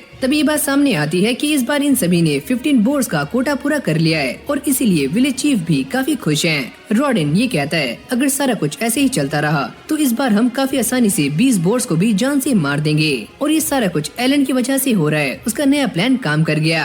तभी गैडा ये देखता है कि एलन के पीछे एक बोतल रखी हुई होती है और वो ये कहता है, अरे ओए तुम्हारे पास ये क्या है? एलन उसे ये बताता है कि विलेज चीफ ने उसे ये लिकर की बोतल दी है और वो ये कहता है कि ये बस मेरी है और मैं इसे तुम्हें नहीं दूंगा। ये सुनते ही गैडा काफी नाराज हो जाता है। वैसे तुम इसके लिए काफी छोटे हो तो तुम इसका क्या करोगे? एलन उससे कहता है, वैसे अगर आप दोनों मुझे कॉन्टेस्ट में हरा दोगे तो मैं ये आपको दे दूंगा, लेकिन हाँ अगर मैं जीत गया तो आप मुझे बोर हंट में स्पीयर से अटैक करने दोगे। ये सुनते ही वो दोनों काफी शॉक्ड हो जाते हैं लेकिन बाद में मान जाते हैं। जिसके बाद एलन और गैडा एक दूसरे के आमने सामने बैठे हुए होते हैं और ये दोनों ही आर्म रेसलिंग करने वाले हैं और हमें ये पता लगता है कि एलन ने अपने सारे पॉइंट्स अपनी स्ट्रेंथ पर लगाए हुए हैं और जैसे ही ये मैच स्टार्ट होता है तो गैडा एलन को हरा रहा होता है, पर तभी अचानक हम ये देखते हैं कि एलन उसे काफी खतरनाक धोबी पछाड़ देता है और गैडा को एक ही झटके में हरा देता है। वैसे इन्हें देखकर मुझे ऐसा लगता है कि इनके स्टैट्स 150 से 200 के बीच में है। अब बारी आती है रॉडेन की, जो कि एलन के सामने आकर बैठ जाते हैं और इन दोनों में आर्म रेसलिंग स्टार्ट हो जाती है। शुरू में ऐसा लगता है कि एलन उन्हें हरा देगा, पर तभी अचानक हम ये देखते हैं कि रॉडेन एलन को काफी आराम से हरा देते हैं। अरे यार सच में डैड के स्ट्रेंथ वाले स्टैट्स 300 से भी ज्यादा हैं। ये दोनों ही इस फाइट को जीत चुके हैं। जिसके बाद ये सारे बैठकर आराम से ड्रिंक कर रहे होते हैं। एलन ये सोचता है कि इन दोनों की स्ट्रेंथ को देखकर ये तो पता लग गया है कि गैडा डी रैंक का है और मेरे डैड वो सी रैंक के हैं। सीन चेंज होता है और हम ये देखते हैं कि एलन की काफी सारी स्किल्स लेवल अप हो चुकी हैं। वो ये देखकर काफी हैरान हो जाता है कि अब वो ई रैंक के क्रिएचर्स को भी समन कर सकता है और यहाँ तक कि उसे कुछ न्यू टाइप्स के समन्स भी मिले होते हैं और इन सभी का पता लगाने के लिए उसे अलग अलग तरह के फ्यूजन्स भी करने होंगे। और अब वो ये देखता है कि उसे उसके ग्रिमोर में एक अलग से स्टोरेज स्पेस मिला हुआ है और वो इसके अंदर एक पत्थर डालकर देखता है, पर उसे इसके अंदर उस पत्थर की गिरने की आवाज नहीं आती, यानी कि ये स्पेस काफी बड़ा है। वो इसके अंदर हाथ डालकर देखता है तो उसे ये पत्थर काफी आराम से मिल जाता है, यानी कि एलन इस वाले स्टोरेज स्पेस में सारी चीजों की मेंटल इमेजेस देख सकता है और उन्हें काफी आराम से ढूंढ सकता है। वो एक एक करके इसके अंदर काफी सारे सामान को डालना शुरू कर देता है, जिससे उसे ये बात क्लियर हो जाती है कि इसके अंदर सामान डालने की कोई भी लिमिट नहीं है, यानी कि वो इसके अंदर जितना चाहे उतना सामान डाल सकता है। पर उसे ये बात समझ नहीं आती कि किसी भी कैरेक्टर के पास स्टोरेज का एक लिमिट होता है और वो ये सोचता है, पर मेरे पास इतना ज्यादा स्पेस क्यों है? कहीं इसके पीछे कोई रीजन तो नहीं है? कोई ऐसा रीजन जिसकी वजह से ये स्किल मेरे लिए काफी ज्यादा इम्पोर्टेंट हो। नेक्स्ट सीन में हम ये देखते हैं कि एलन एक ई रैंक क्रिएचर को समन करने का ट्राई करता है, पर यहाँ पर कुछ भी नहीं होता क्योंकि उसके पास कोई भी ई रैंक का मैजिकल स्टोन नहीं है। यानी कि ई रैंक के क्रिएचर्स को समन करने के लिए उसे मैजिकल आइटम्स की जरूरत पड़ने वाली है। जिसके बाद वो अपने रूम में आ जाता है और कुछ सामान ढूंढना शुरू कर देता है और फाइनली उसे वो चीज मिल जाती है जो कि उसका बैग है, जिसके अंदर काफी सारे पैसे रखे हुए होते हैं और कुछ मैजिकल स्टोन भी। एलन उस स्टोन को लेकर बाहर आ जाता है और अब वो एक ई रैंक के क्रिएचर को समन करने का ट्राई करता है, लेकिन इस बार भी वो फेल हो जाता है। जिसके बाद वो इस मैजिकल स्टोन को अपनी ग्रीमोर में डाल देता है और तभी अचानक से यहाँ पर एक ई रैंक के क्रिएचर का मैजिकल कार्ड अपीयर हो जाता है, जो कि एक बटरफ्लाई का कार्ड होता है। और जैसे एलन उसे समन करता है तो वो ये देखकर काफी शॉक्ड हो जाता है कि ये वाली बटरफ्लाई काफी बड़ी है। जिसके बाद वो एक और क्रिएचर को समन करता है और ये दिखने में एक काफी खतरनाक टाइगर लग रहा होता है। एलन इसका नाम रखता है टामा और अब वो टामा और इस बटरफ्लाई को फ्यूज कर देता है, जिससे उसे एक और न्यू कार्ड मिल जाता है। रॉडेन अपने बेटे को ये बता रहे होते हैं कि अब हमारे गांव में कोई भी हॉर्न रैबिट्स नहीं आएंगे क्योंकि हमने इस गांव के चारों तरफ एक गड्ढा बना दिया है। क्योंकि हम इस बात को काफी अच्छे से जानते हैं कि वो रैबिट्स काफी कमजोर हैं, पर फिर भी वो छोटे बच्चों को नुकसान पहुंचा सकते हैं। ये सारे के सारे बच्चे करीना के घर पर आ जाते हैं और प्रैक्टिस कर रहे होते हैं। एलन पेलमस से पूछता है, क्या तुम मैजिकल स्टोन के बारे में कुछ जानते हो और क्या तुम मुझे उसके बारे में कुछ बता सकते हो? पेलमस ये कहता है, अरे हाँ, मैं इसके बारे में काफी कुछ जानता हूँ। वैसे ये छोटे जेम्स होते हैं जो कि मॉन्स्टर्स के हार्ट के पास पाए जाते हैं, जिनका इस्तेमाल आमतौर पर मैजिकल वेपन्स को चलाने के लिए किया जाता है। और वैसे भी सी और डी रैंक की मैजिकल स्टोन्स काफी इम्पोर्टेंट होते हैं और अगर तुम्हें ई रैंक की मैजिकल स्टोन्स चाहिए तो वो एकदम यूजलेस हैं, वो तुम्हें कहीं पर भी पड़े हुए मिल जाएंगे। अब पेलमस जमीन पर से ई रैंक का मैजिकल स्टोन उठाकर एलन को देता है और एलन ये सोचता है कि मुझे शायद से ई रैंक की मैजिकल स्टोन्स को विलेज में ढूंढना चाहिए। कहानी चेंज होती है और हम ये देखते हैं कि एलन को विलेजर्स की हेल्प की वजह से काफी सारे ई रैंक के मैजिकल स्टोन्स मिल जाते हैं, जिससे वो अपने ई रैंक के काफी सारे समन्स को भी अवेलेबल करा लेता है। वो इन सभी की एबिलिटीज को भी ट्राई करने के बारे में सोच रहा होता है, पर तभी अचानक से उसकी एक बर्ड यहाँ पर आ जाती है जो कि एलन को वार्न कर देती है। और तभी हम ये देखते हैं कि यहाँ पर भी एक जंगली बोर आ जाता है जो कि एलन की तरफ काफी तेजी से भागता हुआ आ रहा होता है। जैसे ये उसके ऊपर अटैक करता है तो एलन काफी इंजर्ड हो जाता है और उसकी बीन सामने आ जाती है जो कि एलन को हील करना शुरू कर देती है। ये बटरफ्लाई भी अपने मैजिक का इस्तेमाल करती है, जिससे इस बोर को नींद आनी शुरू हो जाती है। और तभी अचानक से टामा यहाँ पर आ जाता है जो कि इसके ऊपर अटैक करता है और इस बोर को एक ही झटके में खत्म कर देता है। लेकिन तभी एक और जंगली बोर यहाँ पर आ जाता है जो कि एलन पर अटैक करने वाला होता है, पर तभी एलन का एक और समन सामने आ जाता है जो कि इस बोर को रोक लेता है। लेकिन तभी ये बात रिवील होती है कि ये सारा कुछ बस एक सपना है जो कि एलन देख रहा है और वो ये कहता है कि मैं पिछले 7 सालों से यही सपना देख रहा हूँ कि एक समनर को कैसे फाइट करनी चाहिए और अब मैं ये बात जान चुका हूँ कि हर तरह के समन का बैटल में एक अलग ही रोल होता है। जिसके बाद वो अपने सारे के सारे ई रैंक के क्रिएचर्स को समन करता है और वो ये बताता है कि इन सभी के काम अलग अलग हैं। जैसे कि इंसेक्ट टाइप का काम है डीबफ अप्लाई करना, बीस्ट का काम है अटैक करना और बर्ड टाइप का काम है सारी इन्फॉर्मेशन को गैदर करना। ऐसे ही ग्रास वाले हीलिंग करते हैं और स्टोन वाले डिफेंस का काम। अब उसे ये बात भी समझ आ जाती है कि उसे इतनी स्टोरेज स्किल क्यों मिली, ताकि उसे इन मैजिकल स्टोन्स को हाथ में लेकर घूमना ना पड़े और वो इन सभी मैजिकल स्टोन्स को इस स्पेस में काफी आराम से रख पाए।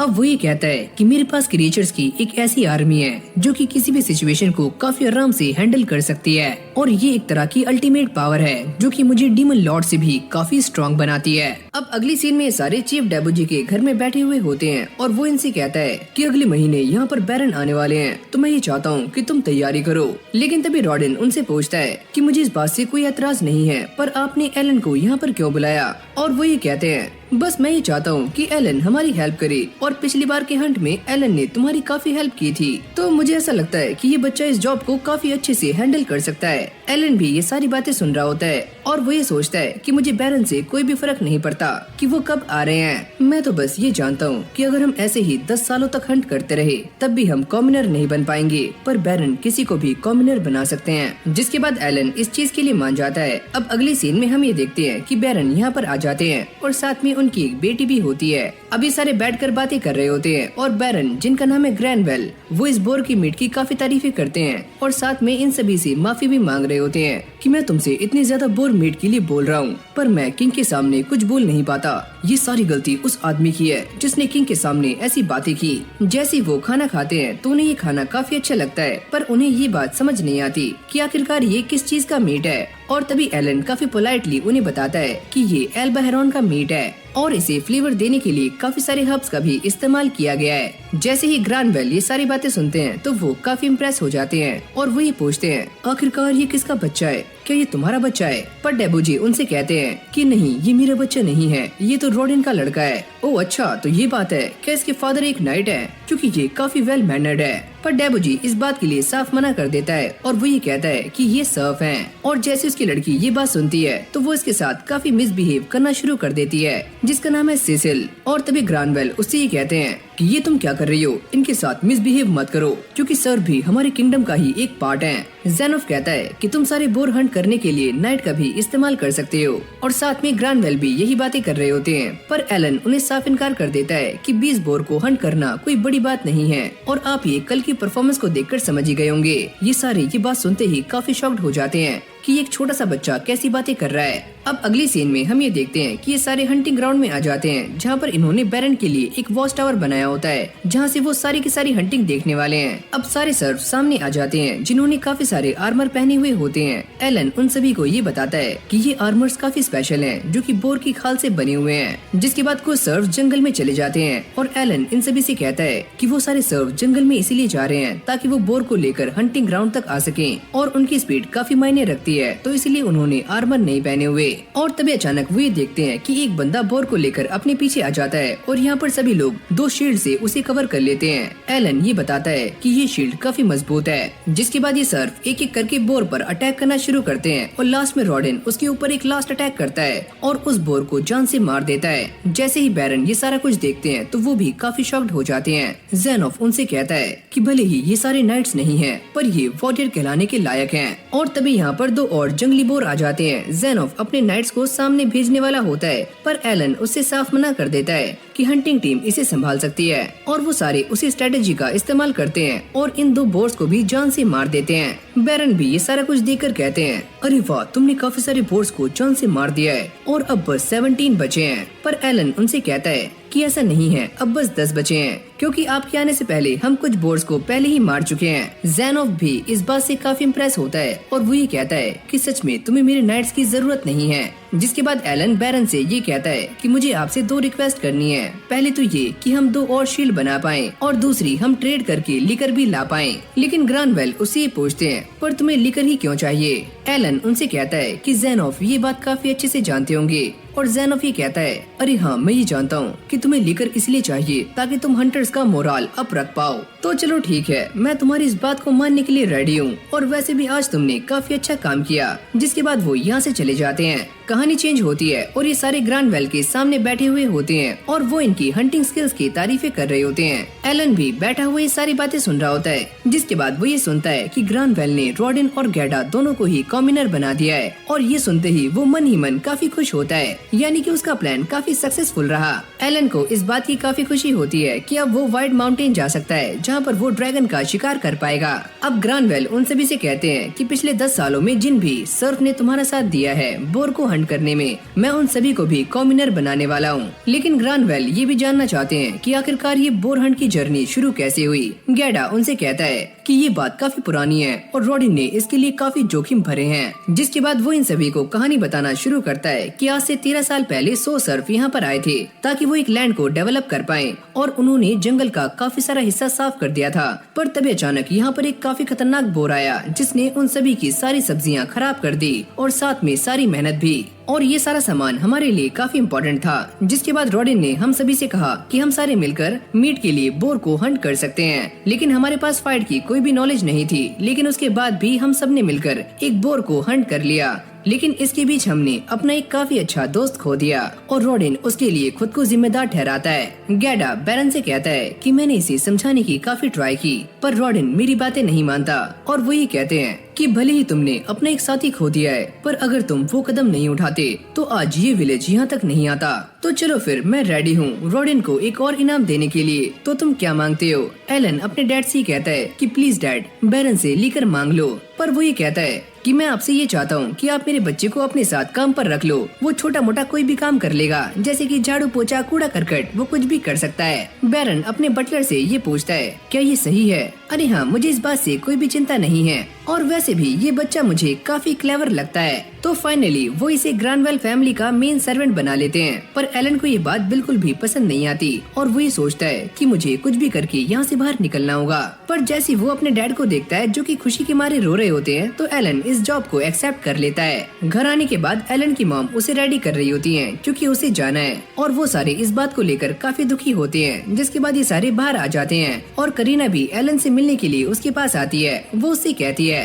क्या तुम सच में यहाँ से जा रहे हो? अरे हाँ, तो एक काम करो, अपना ख्याल रखना। लेकिन एलन उससे कहता है, चलो एक काम करते हैं, जाने से पहले एक डुएल करते हैं। और इन दोनों का मैच स्टार्ट हो जाता है, जहाँ पर एलन करीना के सारे अटैक से काफी आराम से बच रहा होता है और वो उसे काफी आराम से काउंटर भी कर रहा होता है। आसपास खड़े हुए सारे लोग इस बात को देखकर काफी शॉक्ड हो जाते हैं कि एलन पहले से काफी फुर्तीला हो चुका है और वो बड़ी आसानी से करीना को हरा देता है। जिसके बाद वो ये कहता है कि मैंने तुम्हें हराया नहीं है, ये बस एक ड्रॉ है जिसे हम बाद में सेटल करने वाले हैं। अच्छा ठीक है, पर अगली बार मैं जरूर जीतूंगी। जिसके बाद थेरेसिया यहाँ पर आ जाती है और एलन को गले से लगा लेती है। वो ये कहती है कि तुम बस अपना ध्यान रखना और बीमार मत पड़ना। लेकिन जैसे ही एलन यहाँ से जाने वाला होता है, तभी डोगरा यहाँ पर आ जाता है और वो एलन को एक नाइफ देता है और साथ में वो ये बोलता है कि अब तुम ये मत कहना कि मैंने तुम्हें कुछ भी नहीं दिया। और ये बोलते ही वो यहाँ से भाग जाता है। जिसके बाद एलन अपने मॉम और डैड के साथ आगे निकल जाता है। उसके डैड जाते हुए उसे समझा रहे होते हैं कि मैन सर्वेंट तुम्हारा पहला स्टेप है और तुम्हें आगे काफी कुछ करना है। अब जैसे ही सारे विलेज के गेट के पास पहुँचते हैं, तो एक कैरेज एलन का वेट कर रही होती है। उसके मॉम और डैड उसे गुड बाय करते हैं और एलन कैरेज में बैठकर यहाँ से निकल जाता है। पर उसके जाने से उसकी मॉम और डैड काफी सैड हो जाते हैं। जिसके बाद हमें कैरेज के अंदर का सीन दिखाया जाता है, जहाँ पर बैरन और सिसिल बैठे हुए होते हैं, यानी कि वो भी एलन के साथ जा रहे हैं। अब जैसे एलन बैरन के घर पहुंचता है, तो वो ये देखकर काफी शॉक्ड हो जाता है कि बैरन का किला काफी बड़ा है और ये सच में काफी बड़ा और आलीशान होता है। जिसके बाद हमें ये बताया जाता है कि एलन को उसकी बेटी का पर्सनल सर्वेंट बनाया गया है और वो एलन से ये कहती है कि काश तुम थोड़े लंबे होते तो मैं ये फ्रूट तोड़ पाती। एलन उससे कहता है कि आप मेरे कंधों पर आ सकती हो, और अब वो एलन के कंधों पर आ जाती है और इस फल को काफी आराम से तोड़ लेती है। पर जैसे वो इसे खाती है तो ये फल उसे काफी कड़वा लगता है। अरे ओए थू थू थू, सारा मूड खराब कर दिया। जिसके बाद एलन उसे एक्सप्लेन करता है कि इस सीजन में फल कच्चे होते हैं, यानी कि वो पके हुए नहीं होते और एकदम खट्टे होते हैं। और तभी अचानक हम ये देखते हैं कि उसके सर के ऊपर से एक शिप गुजर कर जाता है, जो सच में काफी बड़ा है। एलन भी उसे देखकर काफी शॉक्ड हो जाता है, क्या सच में एयरशिप? लेकिन तभी सिसिल उससे कहती है, अरे ओए तुम एक नंबर के डम्बो हो क्या? ये कोई एयरशिप नहीं है, ये एक मैजिक शिप है। क्या तुमने आज से पहले कोई मैजिक शिप नहीं देखी? लेकिन भाई एलन तो इस एयरशिप को बस देखते ही जा रहा था। यहीं से हमारी कहानी चेंज होती है और एलन सोकर उठता है और वो अभी काफी खुश है क्योंकि उसके सामने उसके प्लांट्स रखे हुए होते हैं जो कि उसने खुद ही समन किए हैं और इनके पास अरोमा वाली पावर्स होती हैं जिससे एमपी को दोबारा से रिकवर किया जा सकता है और वो भी काफी जल्दी। जिसके बाद वो फटाक से तैयार होकर सर्वेंट के मेन ऑफिस में पहुंच जाता है और वो ये कहता है, गुड मॉर्निंग सर। ये बंदा जो उसके सामने बैठा हुआ होता है, इसका नाम है रिकल। और वो एलन से ये कहता है कि वैसे तुम सिसिल के सर्वेंट हो तो सारा कुछ कैसा चल रहा है? लेकिन ये सुनते ही एलन एक काफी अजीब सा फेस बनाता है और रिकल को ये पता लग जाता है कि सारा माजरा क्या है, यानी कि सारा कुछ काफी उल्टा पुल्टा चल रहा है। रिकल उसे ये भी बताता है कि सर्वेंट्स दो तरह के होते हैं, एक वो जो छोटे मोटे काम करते हैं जैसे कि तुम, और दूसरे वो सर्वेंट्स जो कि मेन काम करते हैं। जिसके बाद वो सारे के सारे रॉयल लोगों के लिए खाना लेकर जाता है, जहाँ पर ये बैरन, उसकी वाइफ और साथ में सिसिल भी बैठी हुई होती है। माय लेडी उससे कहती है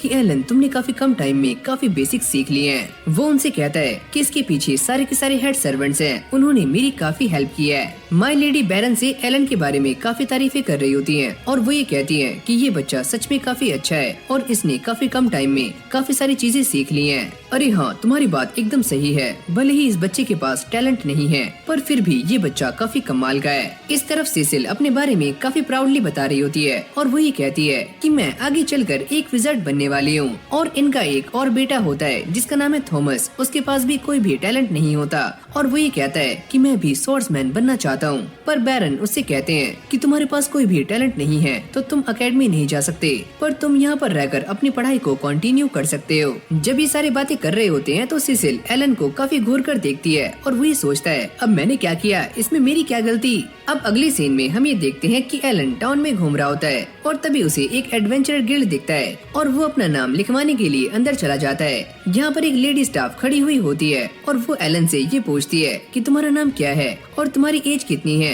एलन उसे बताता है कि मेरा नाम है एलन और मैं अभी 8 साल का हूँ। लेकिन जैसे वो ये सुनती है तो वो एलन को साफ मना कर देती है कि वो यहाँ पर अपना नाम रजिस्टर नहीं करवा सकता, क्योंकि यहाँ पर बस 12 साल और उससे ऊपर के लोगों का ही नाम रजिस्टर किया जाता है और एलन इसके लिए अभी काफी छोटा है। तो चलो एक काम करो, जब तुम 12 साल की हो जाओगे यहाँ पर आ जाना। एलन भी ये सुनकर काफी सैड हो जाता है, इसमें तो मुझे काफी लंबा टाइम लगने वाला है। जिसके बाद वो बिल बोर्ड की तरफ आ जाता है और वो ये देखता है कि यहाँ पर काफी सारी क्वेस्ट होती हैं, जिनमें बहुत सारे मॉन्स्टर्स हैं और उनको मारने पर काफी तगड़ा इनाम भी है। अभी वो ये सारी चीजें देख ही रहा होता है, तभी अचानक से यहाँ पर एक बंदा आ जाता है। वो उससे कहता है अरे ओए बच्चे, ये जगह खेलने की नहीं है तो तुम यहाँ से जा सकते हो। एलन उससे कहता है क्या तुम मुझे इसके बारे में कुछ बता सकते हो, जिसके बाद मैं यहाँ से चला जाऊंगा। जिसके बाद ये बंदा एलन को सारा कुछ बताना शुरू करता है और एलन इन सारी बातों को अपनी नोटबुक में नोट कर रहा होता है और अब वो उससे कहता है कि तुम यहाँ से चले जाओ। एलन भी इस क्वेस्ट बोर्ड को देख रहा होता है और वो इस बंदे से ये पूछता है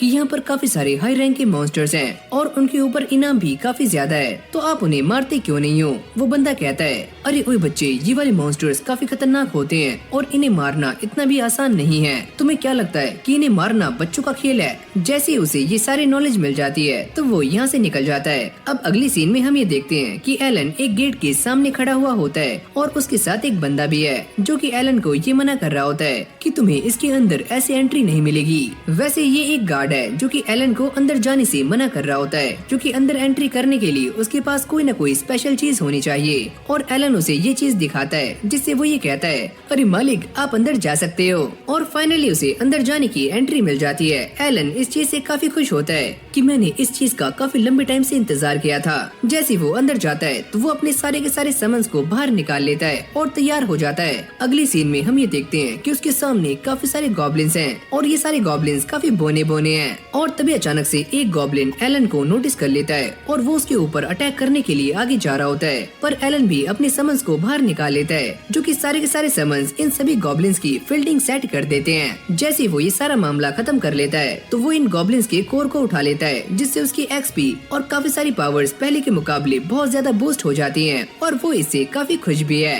अरे वाह, मेरे पास काफी सारे स्टोन्स आ चुके हैं और मैं इन्हें बेचकर अंबानी बन जाऊंगा। लेकिन तभी उसे ये बात याद आती है कि रात हो चुकी है और उसे वापस जाने का रास्ता भी नहीं पता। लेकिन वो जैसे तैसे करके यहाँ से बाहर निकलने में कामयाब हो जाता है और उसके पास जो भी गॉब्लिन स्टोन्स होते हैं वो उन्हें बेचकर कुछ सामान खरीद लेता है और उसे अपनी बुक के अंदर डाल देता है और काफी मजे से घर के लिए निकल जाता है। लेकिन जैसे वो दरवाजे से अंदर एंट्री करने वाला होता है तभी अचानक से बैरन का बटलर यहाँ पर आ जाता है। अरे सुनो एलन, मुझे तुमसे कुछ बातें करनी है, चलो मेरे साथ। अब एलन बैरन के सामने खड़ा हुआ होता है और वो उससे बातें कर रहे होते हैं। वो ये कहते हैं कि मैंने ये नोटिस किया है कि पिछले 2 महीनों में तुमने काफी इम्प्रूव किया है और तुम काफी स्ट्रांग हो चुके हो। तुम काफी निडर भी हो, जो कि रात में अपने आप ही यहाँ पर आ जाते हो। लेकिन मुझे तुमसे एक बात पूछनी है कि आज तुम इतने लेट क्यों आए हो। और एलन उन्हें सारा कुछ अच्छी तरह से एक्सप्लेन कर देता है कि वो हंटिंग करने के लिए फॉरेस्ट में गया था, पर तुमने ऐसा क्यों किया। और एलन उनसे कहता है कि मैं रॉडन का बेटा हूँ, तो मुझे अपनी हंटिंग स्किल्स को धीरे धीरे इम्प्रूव करना होगा ताकि मैं टाइम आने पर लेडी सिसिल की जान बचा पाऊँ और उन्हें अच्छी तरह से प्रोटेक्ट कर पाऊँ। ये बात सुनते ही बैरन भी काफी इम्प्रेस हो जाते हैं और बटलर उससे कहता है ओ अच्छा, अगर ये बात है तो हम तुम्हें हंटिंग परमिट दे देंगे, टेंशन मत लो। कहानी चेंज होती है और एलन दोबारा से जंगल में आ जाता है और वो ये सोचता है कि आज मुझे 100 गॉब्लिन्स का शिकार करना है। और तभी अचानक से उसका एक समन यहाँ पर आ जाता है और वो ये बताता है कि यहाँ से कुछ दूर कुछ इंसान जख्मी है। वो ये समझ जाता है कि पक्का वो कौन लोग हो सकते हैं और वो भागकर उस तरफ जाता है। ये इंसान जो कि एलन से पहले भी मिल चुका है वो काफी घायल है और एलन इन सभी की हेल्प करता है गॉब्लिन्स को जान से मारने में। और उसके साथ 2 लड़कियां भी होती हैं। वो अपने साथी को देखकर काफी रो रही होती हैं, जिसका नाम है रेवन। वो उससे कहती है कि इसकी जान धीरे धीरे इसकी बॉडी से बाहर निकल रही है, प्लीज रेवन हमें छोड़कर यहाँ से मत जाओ। लेकिन तभी एलन अपनी मैजिकल बुक में से एक हीलिंग लीफ बाहर निकालता है और इन सभी को एक ही झटके में सही कर देता है। ये सारा काम खत्म करके एलन यहाँ से निकल रहा होता है, पर रिवन उससे कहता है कि तुमने मेरी जान बचाई है तो प्लीज मुझे तुम्हारा कर्ज चुकाने दो। एलन उससे कहता है अगर तुम सच में मेरे लिए कुछ करना चाहते हो तो इसके बारे में किसी को भी मत बताना। ये सारे लोग इस बात के लिए अग्री करते हैं और साथ में एलन से ये कहते हैं अगर तुम्हें फ्यूचर में हमारी कभी भी जरूरत पड़े तो तुम हमारे पास आ सकते हो, वो भी बिना कुछ सोचे समझे। ये बोलते ही वो सारे यहाँ से निकल जाते हैं। अब अगली सीन में हम ये देखते हैं कि एलन एक हॉकिन को समन करता है और वो उससे कहता है कि आसपास जाकर सारे के सारे गॉब्लिन्स पर नजर रखो कि वो कहाँ पर हैं। लेकिन वो ऐसा करने से मना कर रहा होता है और वो काफी सैड भी है क्योंकि वो पिछली बार इंसानों को बचा नहीं पाया था, जिससे एक बात तो क्लियर हो जाती है कि ये वाला हॉकिन इंसानों से काफी प्यार करता है। ये सारी बातें जानने के बाद एलन उसके सर पर हाथ रखता है और वो ये कहता है कि तुम इसके बारे में चिंता मत करो, अब से अगर कोई भी प्रॉब्लम होगी तो मैं तुम्हारी हेल्प करूंगा। इससे ये हॉकिन भी काफी खुश हो जाता है। सीन चेंज होता है और हम ये देखते हैं कि सिसिल एलन के कंधों पर बैठी हुई होती है। एलन उससे पूछता है कि तुम ये क्या करना चाहती हो और वो ये कहती है कि स्प्रिंग में मेरा भाई यहाँ पर आने वाला है तो मैं उसके लिए काफी अच्छी कुकीज बनाना चाहती हूँ। लेकिन तभी ये दोनों ही डिसबैलेंस हो जाते हैं और पटाख से नीचे गिर जाते हैं। जब ये सारे बैठकर खाना खा रहे होते हैं तो बैरन ये पूछते हैं अरे वाह ये चीज काफी अच्छी है, पर ये है क्या? तो सिसिल उन्हें बताती है कि डैड ये रैबिट का मीट है जो कि एलन ने हमारे लिए हंट किया था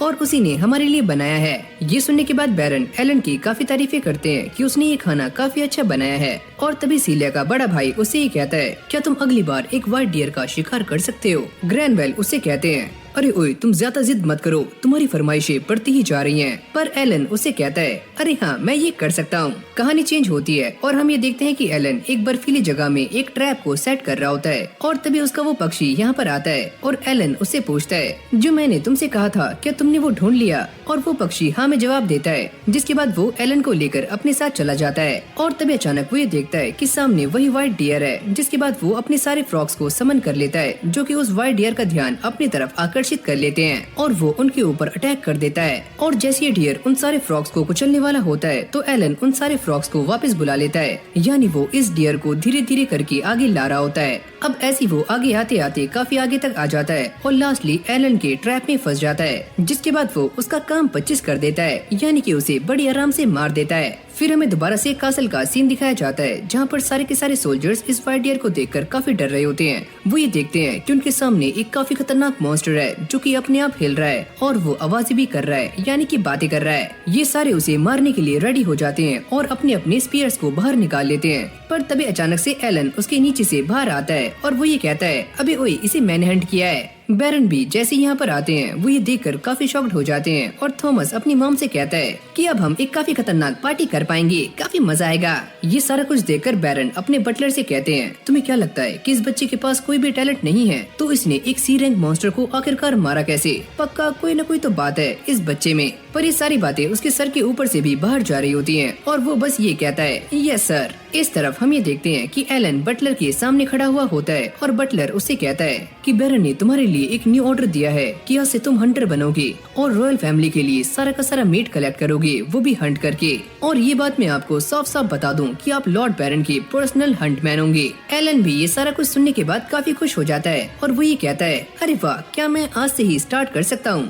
पर बटलर उससे ही कहता है कि तुम्हें ये काम रोज रोज नहीं करना है, तुम इससे पहले जो काम कर रहे थे तुम्हें बस वही करना है, और ये जो हंटिंग का काम है उसके बारे में हम तुम्हें बता देंगे जब तुम्हारी जरूरत होगी। अब ये सारी बातें सुनने के बाद एलन थोड़ा सा निराश हो जाता है और उसके पास कोई और दूसरा चारा भी नहीं होता। फिर हमें न्यू ईयर का टाइम दिखाया जाता है और सिसिल का बड़ा भाई भी यहाँ पर आ चुका है। एलन ये बताता है कि ये इंसान 14 साल का हो चुका है और काफी अच्छी पोस्ट पर है। एलन उसके पास जाता है और वो ये कहता है कि मेरा नाम है एलन, ये सारा सामान आप मुझे दे दो, मैं इसे संभाल लूंगा। सिसिल अपने भाई को ये बताती है कि ये मेरा सर्वेंट है और साथ में एक हंटमैन भी। जैसे वो ये सुनता है तो वो भी काफी शॉक्ड हो जाता है कि सच में लगता है तुम्हारे पास काफी अच्छा टैलेंट है। अब इसका भाई इसके लिए एक गिफ्ट लेकर आता है जो कि एक प्यारी सी बटरफ्लाई होती है। जैसे ही सिसिल इसे देखती है तो वो भी काफी खुश हो जाती है और अब वो दोनों यहाँ से जा रहे होते हैं और एलन उन दोनों को ही जाते हुए देख रहा होता है और उसे भी अपनी फैमिली की याद आनी शुरू हो जाती है। जिसके बाद एलन कुछ चीजों को हंट करके यहाँ पर लाया होता है और शेफ उसे देखकर काफी खुश हो जाता है। अरे वाह माँ मम्मिया, इससे तो खाने का स्वाद काफी ज्यादा बढ़ जाएगा। रिकल उसे बताता है कि मिहाई और जीनोफ की एक फ्रेंडली बैटल चल रही है, जिसके बाद हमें उन दोनों की फाइट दिखाई जाती है और वो दोनों काफी अच्छे से फाइट कर रहे होते हैं। और एलन भी यहाँ पर आ जाता है और जैसे मिहाई उसे देखता है तो वो ये कहता है कि मैं इसके साथ भी एक डुएल करना चाहता हूँ। बाकी सब भी उसे खड़े हुए देख रहे होते हैं पर वो कुछ भी कह नहीं सकते। जिसके बाद जीनोफ एलन को अपनी स्वॉर्ड देता है और इन दोनों के बीच में एक मैच स्टार्ट हो जाता है और ये दोनों ही एक दूसरे को काफी कड़ी टक्कर दे रहे होते हैं, यानी कि एलन भी कुछ कम नहीं है और न ही मिहाई। लेकिन देखते ही देखते मिहाई उसके ऊपर भारी पड़ना शुरू हो जाता है पर एलन भी कम नहीं है, वो उसकी स्पीड को मैच कर लेता है और उसके सारे अटैक से काफी आराम से डॉज करना शुरू कर देता है। मिहाई की मॉम उसे देखकर थोड़ी सी परेशान हो रही होती है पर जीनोफ उनसे कहता है कि मिहाई स्वॉर्ड एकेडमी में 1 साल तक ट्रेनिंग कर चुके हैं तो आपको परेशान होने की कोई भी जरूरत नहीं है। और आखिरकार ये मैच खत्म हो जाता है और मिहाई इसमें जीत जाता है, जिसके बाद उसके दोनों ही बहनें उसकी काफी तारीफें कर रही होती हैं। अरे मिहाई बड़े भाई तुम काफी अच्छे हो। एलन ने भी अपनी हार को स्वीकार कर लिया होता है कि वो मिहाई से हार चुका है। अब जब भी दोबारा से यहाँ पर आओगे तो मेरे साथ डुएल करना। अरे हाँ वो बात तो सही है, लेकिन तब तक तुम मेरी बहन और भाई का ख्याल रखो। इन दोनों में दोस्ती हो जाती है पर एलन ये सोचता है अगर मैं इसी स्पीड से ग्रो करता रहा तो पक्का मैं बस सीसिल का सर्वेंट बनकर रह जाऊंगा। जिसके बाद मिहाई यहाँ से चला जाता है और सारे लोगों से गुड बाय कर देते हैं। इस तरफ बैरन और विस्काउंट कर्नल आपस में काफी ठहाके लगाकर बातें कर रहे होते हैं। रिकल ये बताता है कि विस्काउंट के पास बैरन से भी काफी ज्यादा पावर्स हैं, पर एलन उससे पूछता है कि वो यहाँ पर क्यों आए हैं। इसके बारे में तो मैं भी नहीं जानता, लेकिन मुझे दाल में कुछ न कुछ काला लग रहा है, पर मैं इसके बारे में सही से बता नहीं सकता। इस तरफ ही विस्काउंट इस बोर के मीट को काफी चाव से खा रहा होता है, क्योंकि ये इसी जगह पर हंट किया जाता है और यहीं पर मिलता है, तो इसे ये खाने में काफी अच्छा लग रहा होता है। अरे वाह वाह मजा आ रहा है। जिसके बाद रिकल ये बताता है कि व्हाइट ड्रैगन माउंटेन इन दोनों के बीच में बटा हुआ है, यानी कि बैरन और कर्नल के बीच में, और इन दोनों के इलाकों में ही 6 लैंड माइन्स लगे हुए हैं और इसीलिए इन दोनों के बीच के जो रिश्ते हैं वो कुछ ज्यादा खास नहीं है। पर ये दोनों ही उस व्हाइट ड्रैगन को पाना चाहते हैं, लेकिन वो किसी के भी हाथ नहीं आता क्योंकि वो काफी ज्यादा स्ट्रॉन्ग है और जिस जगह पर वो ड्रैगन है उस जगह पर काफी सारे हीरे मोती और जवाहरात हैं। अगर वो किसी को भी मिल जाए तो वो रातों रात करोड़पति बन सकता है, तो इसीलिए कोई भी वहाँ जाना नहीं चाहता और सभी की वहाँ जाने से काफी फटती है। फिर हमें दोबारा से उन दोनों को दिखाया जाता है जो कि अब भी खाते हुए बातें कर रहे होते हैं। वैसे विस्काउंट तुम यहाँ पर क्यों आए हो, तुमने मुझे बताया नहीं। अरे हाँ मैं खाने में कुछ ज्यादा ही बिजी हो गया था तो वो बात मेरे दिमाग से बाहर निकल गई, पर ये खाना सच में काफी टेस्टी है। मैं यहाँ पर आपको अपनी बेटी के बारे में बताने के लिए आया हूँ जो कि कुछ टाइम पहले अप्रेजल सेरेमनी में गई थी। एलन भी खड़ा हुआ इन दोनों की ये सारी बातें सुन रहा होता है और उसे ये बात याद आती है कि अप्रेजल सेरेमनी आ चुकी है और उसका छोटा भाई भी उसके अंदर जाने वाला है जो कि एक स्पीयर यूजर है और वो प्रे करता है कि उसका भाई इसके अंदर पास हो जाए। अब ये विस्काउंट काफी हंसते हुए ये कहता है कि मेरी बड़ी बेटी उसके पास कोई भी टैलेंट नहीं है। और जैसे एलन ये सुनता है तो उसे ये बात समझ नहीं आती कि वो ये बात बताते हुए इतना मुस्कुरा क्यों रहा है। अब विस्काउंट बैरन के ऊपर ताना मारते हुए ये कहता है वैसे तुम्हारे 2 बच्चों में काफी टैलेंट है पर एक के पास कोई भी टैलेंट नहीं है, ये कितनी बेकार बात है। और इससे बैरन काफी गुस्सा हो जाते हैं। क्या तुम ये सारी बातें करने के लिए यहाँ पर आए हो और तुम्हें ये सारी बातें करने का कोई भी हक नहीं है। इन दोनों की बातें सुनते हुए एलन ये समझ जाता है कि कंपटीशन हर जगह पर है, चाहे वो लोअर लेवल पर हो और चाहे वो इन दोनों के बीच में। और फिर वो विस्काउंट यहाँ से निकल जाता है, जिसके बाद हमें 1 साल बाद का सीन दिखाया जाता है और एलन अपने साथियों के साथ बैठा हुआ होता है और ये सारे के सारे हंटर्स हैं। ये सारे अब काफी अच्छे दोस्त बन चुके हैं क्योंकि एलन ने इन सभी की जान बचाई थी। और एलन उनसे कहता है कि अब हम सारे मिलकर एक काफी बड़ा काम कर सकते हैं जो काफी खतरनाक होगा। हम सारे मिलकर 10,000 गॉब्लिन्स को चांद से मारने वाले हैं। रेवन उससे कहता है क्या तुम जानते भी हो तुम क्या बोल रहे हो। एलन उससे कहता है काफी सारी चीजें ऐसी होती हैं जिन्हें हम बिना ट्राई किए पता नहीं लगा सकते और जिस काम में रिस्क नहीं है उसमें क्या मजा। जिसके बाद ये सारे एलन की ड्रेस को डिसाइड करने में लग जाते हैं और वो इस ड्रेस को पहनकर क्रिश की तरह भाग रहा होता है। लेकिन तभी अचानक से उसकी नजर एक काफी खतरनाक मॉन्स्टर के ऊपर जाती है जो कि आराम से घोड़े बेचकर सो रहा होता है और वो ये बात काफी अच्छे से जानता है कि ये सामने वाला मॉन्स्टर काफी खतरनाक है, जिसे हराने के लिए उसे कोई न कोई स्ट्रेटेजी लगानी होगी। जिसके बाद वो अपने काफी सारे टाइगर्स को यहाँ पर समन करता है और ये सारे इस मॉन्स्टर पर अटैक कर देते हैं और उसे काफी आराम से जान से मार देते हैं। और तभी हम ये देखते हैं कि एलन के सामने एक काफी बड़ी चींटी आ जाती है, जिसे देखकर वो काफी डर जाता है। अबे ओए अबे ओए अबे ओए, और वो इसे भी डर के मारे जान से मार देता है। अब वो अपनी ग्रीमोर में ये देखता है कि उसके लेवल्स पहले के मुकाबले काफी गुना बढ़ चुके हैं, यानी कि उसके स्टैट्स पहले से बूस्ट हो चुके हैं। अब अगले सीन में एलन सीसिल के साथ बैठा हुआ होता है और वो उससे कहती है कि तुम्हें यहाँ पर आए हुए 1 साल हो चुका है और अब तुम मेरे साथ कहीं पर भी आ जा सकते हो। जिसके बाद हम एक बूढ़े इंसान को देखते हैं जो कि सीसिल का प्रोफेसर है और वो एलन से ये कहता है, एलन पूछो तुम क्या पूछना चाहते हो। और वो ये कहता है कि मैं आपसे ये पूछना चाहता हूँ कि स्पेल को कैसे कास्ट करते हैं। और जैसे सीसिल ये सुनती है तो वो उसके ऊपर काफी गुस्सा करना शुरू कर देती है कि तुम्हारे पास कोई भी टैलेंट नहीं है और तुम चाहते हो कि तुम स्पेल को कास्ट करो, ऐसा कभी भी नहीं होगा। अरे नहीं, ऐसी कोई भी बात नहीं है। कभी कभी हार्ड वर्क टैलेंट को भी बीट कर देता है। जिसके बाद एलन का टेस्ट स्टार्ट हो जाता है और वो मैजिक करने का काफी ट्राई कर रहा होता है पर उससे कुछ भी नहीं होता, यानी कि वो फेल हो जाता है। ये सारे बैठे हुए बैरन की फैमिली के साथ खाना खा रहे होते हैं। तभी रिकेल यहाँ पर भागते हुए आता है और वही कहता है, अरे मालिक काफी बड़ी दिक्कत हो चुकी है, मर्डर ग्लैश यहाँ पर आ रहा है। जिनोब भी अपने साथियों के साथ मॉन्स्टर हंट पर गया हुआ है, तो वो भी 2 दिनों तक वापस नहीं आएगा। सारे के सारे लोगों को इवैक्यूएट करना शुरू करो और सिटी को प्रोटेक्ट करो। ये सारी कहानी सुनने के बाद एलन ये कहता है कि मैं भी उसे लड़ने के लिए जा रहा हूँ, पर सीसिल उसे रोक देती है। वो ये कहती है कि तुम मेरे पर्सनल सर्वेंट हो तो तुम ऐसे नहीं जा सकते। अगली सीन में एलन भागते हुए उस मर्डर ग्लैश की तरफ जा रहा होता है और वो ये सोचता है कि मर्डर ग्लैश एक बी रैंक का मॉन्स्टर है और सिटी का कोई भी एडवेंचरर उसे हरा नहीं सकता। एलन जैसे ही वहाँ पहुँचता है तो वो ये देखता है कि उसके सामने एक काफी खतरनाक मॉन्स्टर है जो कि है मर्डर ग्लैश और उसके हाथ में एक कैरेज भी है जिसमें कुछ लोग फंसे हुए हैं। अरे ओए, मेरी बीवी और बच्ची उसके अंदर फंसे हुए हैं, उन्हें उससे बचा लो।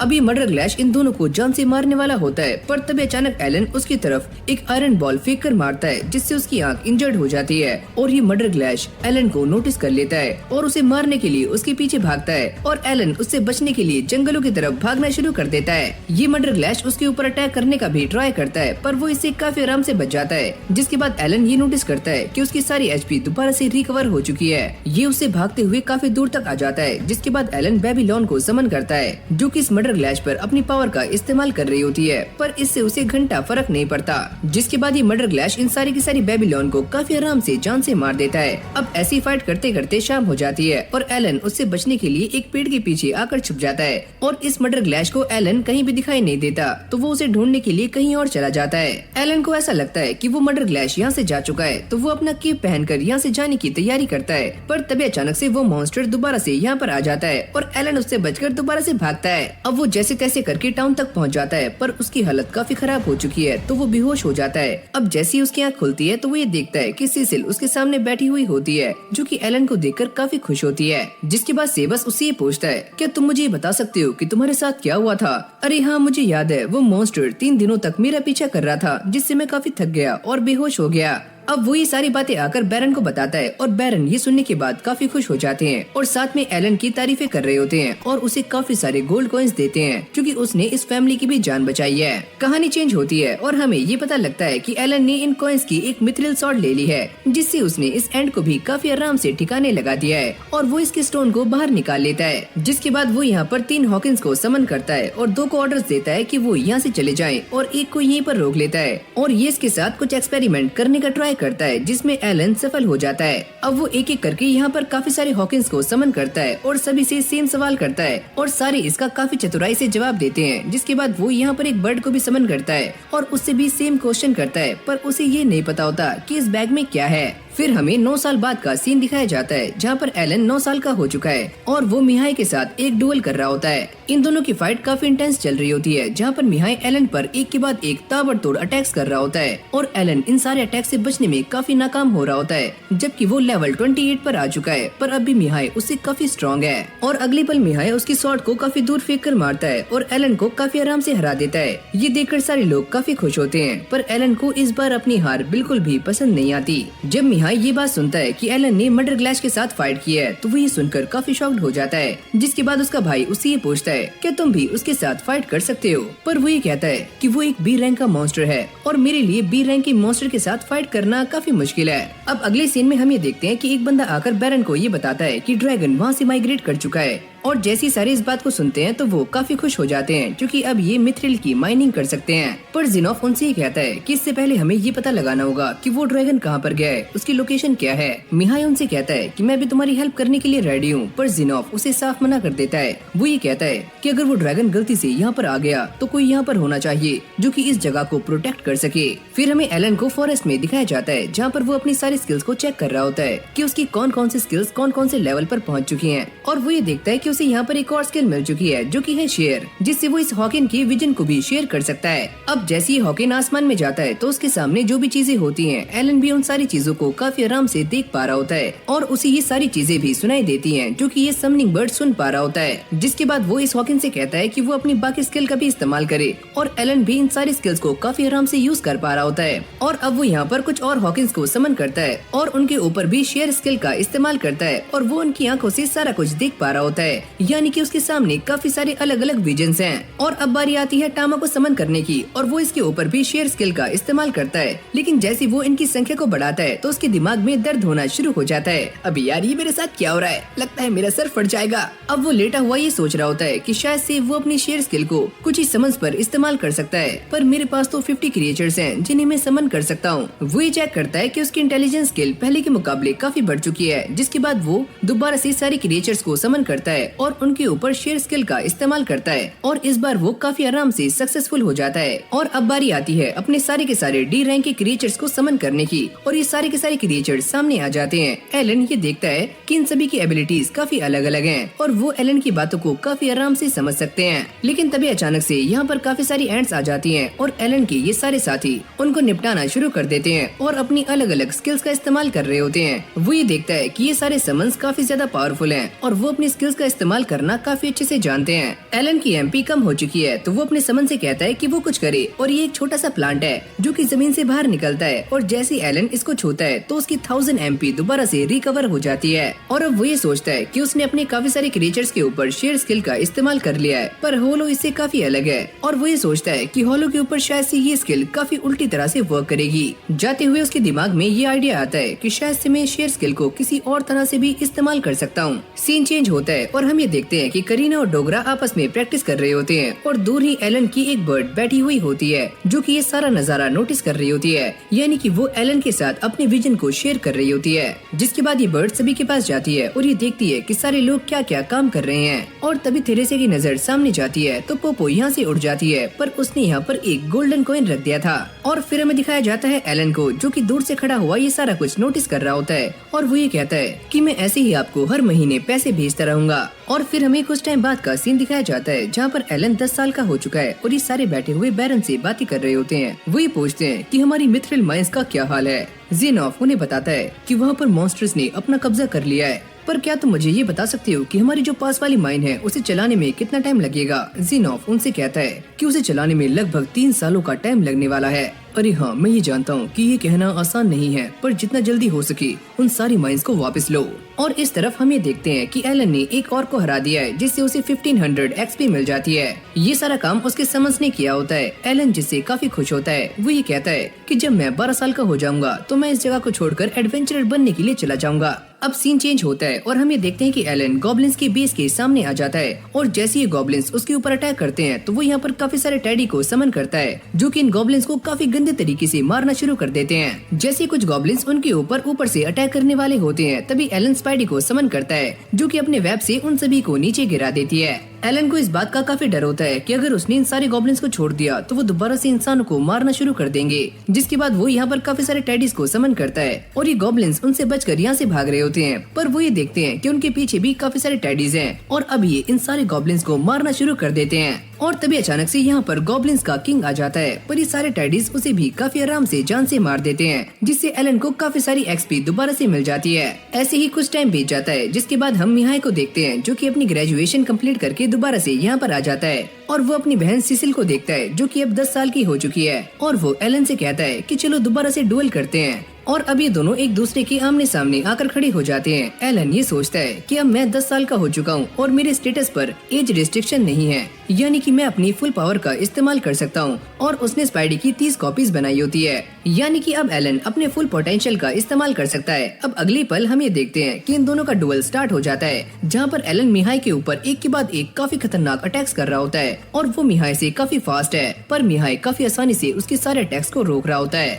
अब बारी आती है मिहाई की, जो कि एलन के ऊपर एक के बाद एक अटैक्स करना शुरू करता है और एलन उसके सारे अटैक्स को बड़ी मुश्किल से काउंटर कर पा रहा होता है, जिसके बाद वो एलन की स्वॉर्ड को दोबारा से दूर फेंक कर मारता है और इस लड़ाई को जीत जाता है। बैरन भी मिहाई को देखकर ये कहते हैं कि तुमने 3 साल अकेडमी में काफी ज्यादा हार्ड ट्रेनिंग की है और तुम पहले से काफी स्ट्रॉन्ग बन चुके हो, ये काफी कमाल की बात है। जिसके बाद मिहाई अपने भाई बहन के पास जाता है और वो ये कहता है कि मुझे नोबल ड्यूटी निभाने के लिए यहाँ से जाना होगा, पर मैं 3 सालों के बाद दोबारा से यहाँ पर आ जाऊंगा। जैसी सिसिल ये सुनती है तो वो काफी सैड हो जाती है। अरे तुम घबराओ मत, मैं दोबारा से जरूर आऊंगा। अब जैसी वो यहाँ से जा रहा होता है तो सिसिल अपने बड़े भाई से कहती है कि मैं आपका इंतजार करूंगी, और वो जाते हुए एलन को गले से लगा लेता है और वो ये कहता है कि तुम मेरे लिए मेरी छोटी बहन का ध्यान रखना। जिसके बाद मिहाई यहाँ से चला जाता है और फिर हम कुछ टाइम बाद का सीन देखते हैं, जहाँ पर एलन ऑर्क के बेस के सामने आ जाता है और वो उनसे फाइट करने के लिए एकदम रेडी होता है। और अगली पल हम ये देखते हैं कि वो ऑर्क एलन पर अटैक करना शुरू करते हैं, पर एलन के समन उसे काफी आराम से बचा लेते हैं। जिसके बाद ये सारे ऑर्क के बेस के अंदर आ जाते हैं और उनके सामने काफी सारे ऑर्क खड़े हुए होते हैं। अगली पल इन सभी के बीच में फाइट स्टार्ट हो जाती है, जहाँ पर एलन के डैडी इन सारे के सारे ऑर्क को काफी आराम से मार रहे होते हैं। एलन ये कहता है कि अभी तक सारा कुछ काफी अच्छा चल रहा है और इससे मुझे काफी सारी एक्सपी मिल रही है,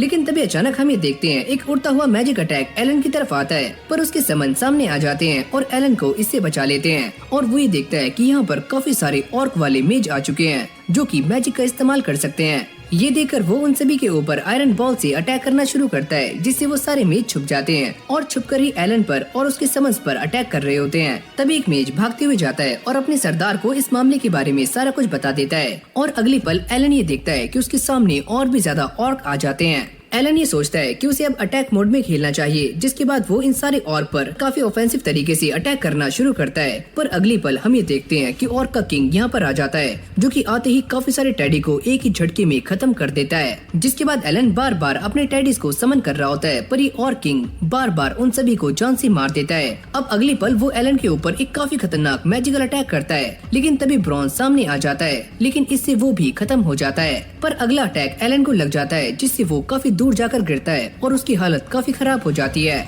लेकिन वो दोबारा से अपनी एक्सपी को रिकवर कर लेता है और वो ये सोचता है कि मैं इन दोनों से एक साथ फाइट नहीं कर सकता, ये मेज काफी स्ट्रांग है और ये ऑर्क भी लड़ने में काफी माहिर है, लगता है मुझे वापस जाना होगा।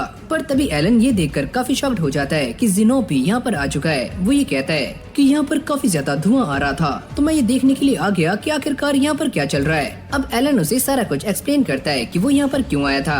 मैं यहाँ पर इसलिए आया था ताकि मैं इन सारे ऑर्क्स को अकेला ही जान से मार दूं। अब ज़िनोफ उससे कहता है, अरे बच्चे तुम बस शांत रहो, इन सभी को मैं संभाल लूंगा। और जैसे ये ऑर्क किंग उसके ऊपर अटैक करता है तो ज़िनोफ इसे काफी आराम से रोक लेता है। और बाकी लोग ये बता रहे होते हैं कि ज़िनोफ को वॉर डीमन के नाम से भी जाना जाता है और ये सच में काफी स्ट्रॉन्ग है। ये किंग ज़िनोफ के ऊपर एक के बाद एक अटैक्स कर रहा होता है, पर ज़िनोफ इसके सारे अटैक्स को ही काफी आराम से काउंटर कर रहा होता है। और अगली पल हम लिब्रान को देखते हैं, जो कि सारे के सारे ऑर्क के बीच में आ जाता है और वो अपने स्किल का इस्तेमाल करता है और यहाँ पर खड़े हुए काफी सारे ऑर्क को एक ही झटके में खत्म कर देता है। और साथ में एक ऑर्क मेज को भी। पीछे से एक मेज उसके ऊपर अटैक करता है, पर वो अपनी शॉट से इस अटैक को काट देता है और ये अटैक पीछे जाकर एक मेज को लगता है और वो भी यहाँ पर मारा जाता है। लिब्रान अपने स्पेयर का इस्तेमाल करते हुए काफी सारे ऑर्क को एक ही झटके में खत्म कर देता है। एलन ये देखता है कि पक्का ये भी ज़िनोफ की तरह ही काफी स्ट्रॉन्ग है, पर एलन को इस बात पर हैरानी हो रही होती है कि ये बंदा करीना से हारा कैसे था। अब जैसे ये किंग ज़िनोफ पर अटैक करता है तो वो आसमान में कूदकर इसके ऊपर एक जोरदार स्लैश करते हैं, जिससे इसके 2 टुकड़े हो जाते हैं, यानी कि ये किंग यहीं पर मारा जाता है। अब अगले सीन में दोनों बैठे हुए आराम से बातें कर रहे होते हैं, जहाँ पर ज़िनोफ एलन से ये कहता है कि जब मैं तुमसे पहली बार मिला था मुझे तुम्हारे ऊपर तभी से शक होना शुरू हो गया था, क्योंकि जंगल में ऐसे काफी सारे मॉन्स्टर्स की बॉडी मिली थी जिनके अंदर मैजिकल स्टोन्स नहीं थे, और जिस तरह से तुमने मिहाई के साथ फाइट की थी और व्हाइट डियर को हंट किया था, तो ये बात जानना बिल्कुल भी मुश्किल नहीं था कि इस सब के पीछे कौन है। और क्या तुम्हें ये पता है कि बैरन इस बात को पहले से ही जानते हैं कि तुम्हारे अंदर टैलेंट है। एलन ये सुनते ही काफी शॉक्ड हो जाता है। ज़िनोफ उससे कहता है, अरे तुम घबराओ मत, ये कोई बड़ी बात नहीं है। जिसके बाद वो ये देखता है कि ज़िनोफ की कमर पर ऐसे काफी सारे घाव हैं जो कि लेवल अप होने के बाद भी हील नहीं हुए हैं। और फिर हमें कुछ टाइम बाद का सीन दिखाया जाता है, जहाँ पर एलन ने उस ऑर्क किंग को हरा दिया है और उसे 25,000 एक्सपी मिल चुकी है। जिसके बाद वो ये एक्सप्लेन करता है कि उसने ये सारा कुछ कैसे किया, यानी कि उसने ऑर्क किंग को कैसे हराया। कहानी चेंज होती है और हम ये देखते हैं कि बैरन के पास कुछ लोग आए हुए होते हैं जो कि उनसे बातें कर रहे होते हैं, और वो ये कहते हैं कि ये तुम्हारे बेटे की डायरी है और उसने अपनी ड्यूटी को काफी अच्छे से निभाया। लेकिन अब वो काफी आराम से चैन की नींद सो रहा है। बैरन ये सुनते ही काफी शॉक्ड हो जाते हैं। वो ये कहते हैं, पर ऐसा कैसे हो सकता है, वो भी 6 महीनों में? कहीं तुमने उसका यूज तो नहीं किया, क्योंकि हम लो रैंक के नोबल्स हैं और तुमने उसका इस्तेमाल अपने लिए किया हो? क्या तुम ये चाहती हो कि तुमने जो बोला है मैं इसके बारे में सारा कुछ जाकर किंग को बताऊं? और बैरन ये सुनते ही काफी डर जाते हैं, जिसके बाद ये सारे के सारे रॉयल मैसेंजर्स यहाँ से चले जाते हैं और बैरन की पूरी फैमिली काफी सैड हो जाती है। सीसिल जैसे ही ये सारी बातें सुनती है तो वो भी काफी शॉक्ड हो जाती है। वो अपने डैड से ये पूछती है कि यहाँ पर क्या चल रहा है। एलन ये सोचता है कि जब मैं उससे लास्ट टाइम मिला था तो वो काफी अजीब सा बिहेव कर रहा था। क्या इसका मतलब ये है कि वो पहले से ही जानता था कि वो मरने वाला है? जिसके बाद बैरन सभी को बाहर निकाल देते हैं और उनके पास सिर्फ सिसिल होती है और वो उसे सारा कुछ एक्सप्लेन कर देते हैं कि तुम्हारा भाई नोबल ड्यूटी निभाते हुए मारा गया और वो ये बात पहले से ही जानता था कि वो मरने वाला है। सीसिल रोते हुए यहाँ से निकल जाती है, जिसके बाद हम ये देखते हैं कि रिकल और एलन बैठे हुए खाना खा रहे होते हैं, जहाँ पर रिकल एलन को ये बताता है कि ये वाली नोबल ड्यूटी काफी लंबे टाइम से चलती हुई आ रही है, जिसकी वजह से बैरन की काफी सारी फैमिली पहले ही मारी जा चुकी है, वो भी काफी कम एज में। और तभी अचानक उन्हें किसी के चिल्लाने की आवाज आती है और जैसे वो वहाँ जाकर देखते हैं तो सारे के सारे सर्वेंट सिसिल को ढूंढ रहे होते हैं, यानी कि वो अपने कमरे से गायब है। और तभी एलन ये नोटिस करता है कि सिसिल की विंडो खुली हुई है और वहाँ पर एक कपड़ा लटका हुआ है, जिससे सिसिल यहाँ से भागी है। बैरन भी भागते हुए यहाँ पर आते हैं और वो एलन से ये पूछते हैं, क्या तुम्हें सिसिल कहीं मिली? पर वो ये कहता है कि शायद से सिसिल यहाँ से बाहर भाग गई है, पर मैं उसे ढूंढ लूंगा, आप मेरे ऊपर भरोसा रखो। और ये बोलते ही एलन उसे ढूंढने के लिए यहाँ से निकल जाता है। अब सिसिल रोते हुए एक जगह पर आ जाती है और वो अपने भाई के दिए हुए गिफ्ट को देखकर काफी रो रही होती है, लेकिन तभी अचानक से एलन भी यहाँ पर आ जाता है। सिसिल उससे पूछती है, क्या तुम मुझे यहाँ से लेने आए हो? और वो ये कहता है, अरे नहीं, मैं बस तुम्हारा वेट करूंगा। जैसे वो अपने भाई की डायरी को पढ़ती है तो उसमें ये लिखा हुआ था कि मुझे मरने से काफी डर लग रहा है और मैं दोबारा से अपनी फैमिली के पास जाना चाहता हूँ। ये पढ़ते ही उसकी आंखों में भी आंसू आ जाते हैं और वो ये कहती है, मुझे पता है कि मैं भी मरने वाली हूँ। जिसके बाद एलन उसे समझाने का काफी ट्राई करता है और वो उसे लेकर उसकी फैमिली के पास आ जाता है, जहाँ पर बैरन उसे देखकर काफी खुश होते हैं और वो ये कहते हैं, अरे मेरी बच्ची, तुम घबराओ मत,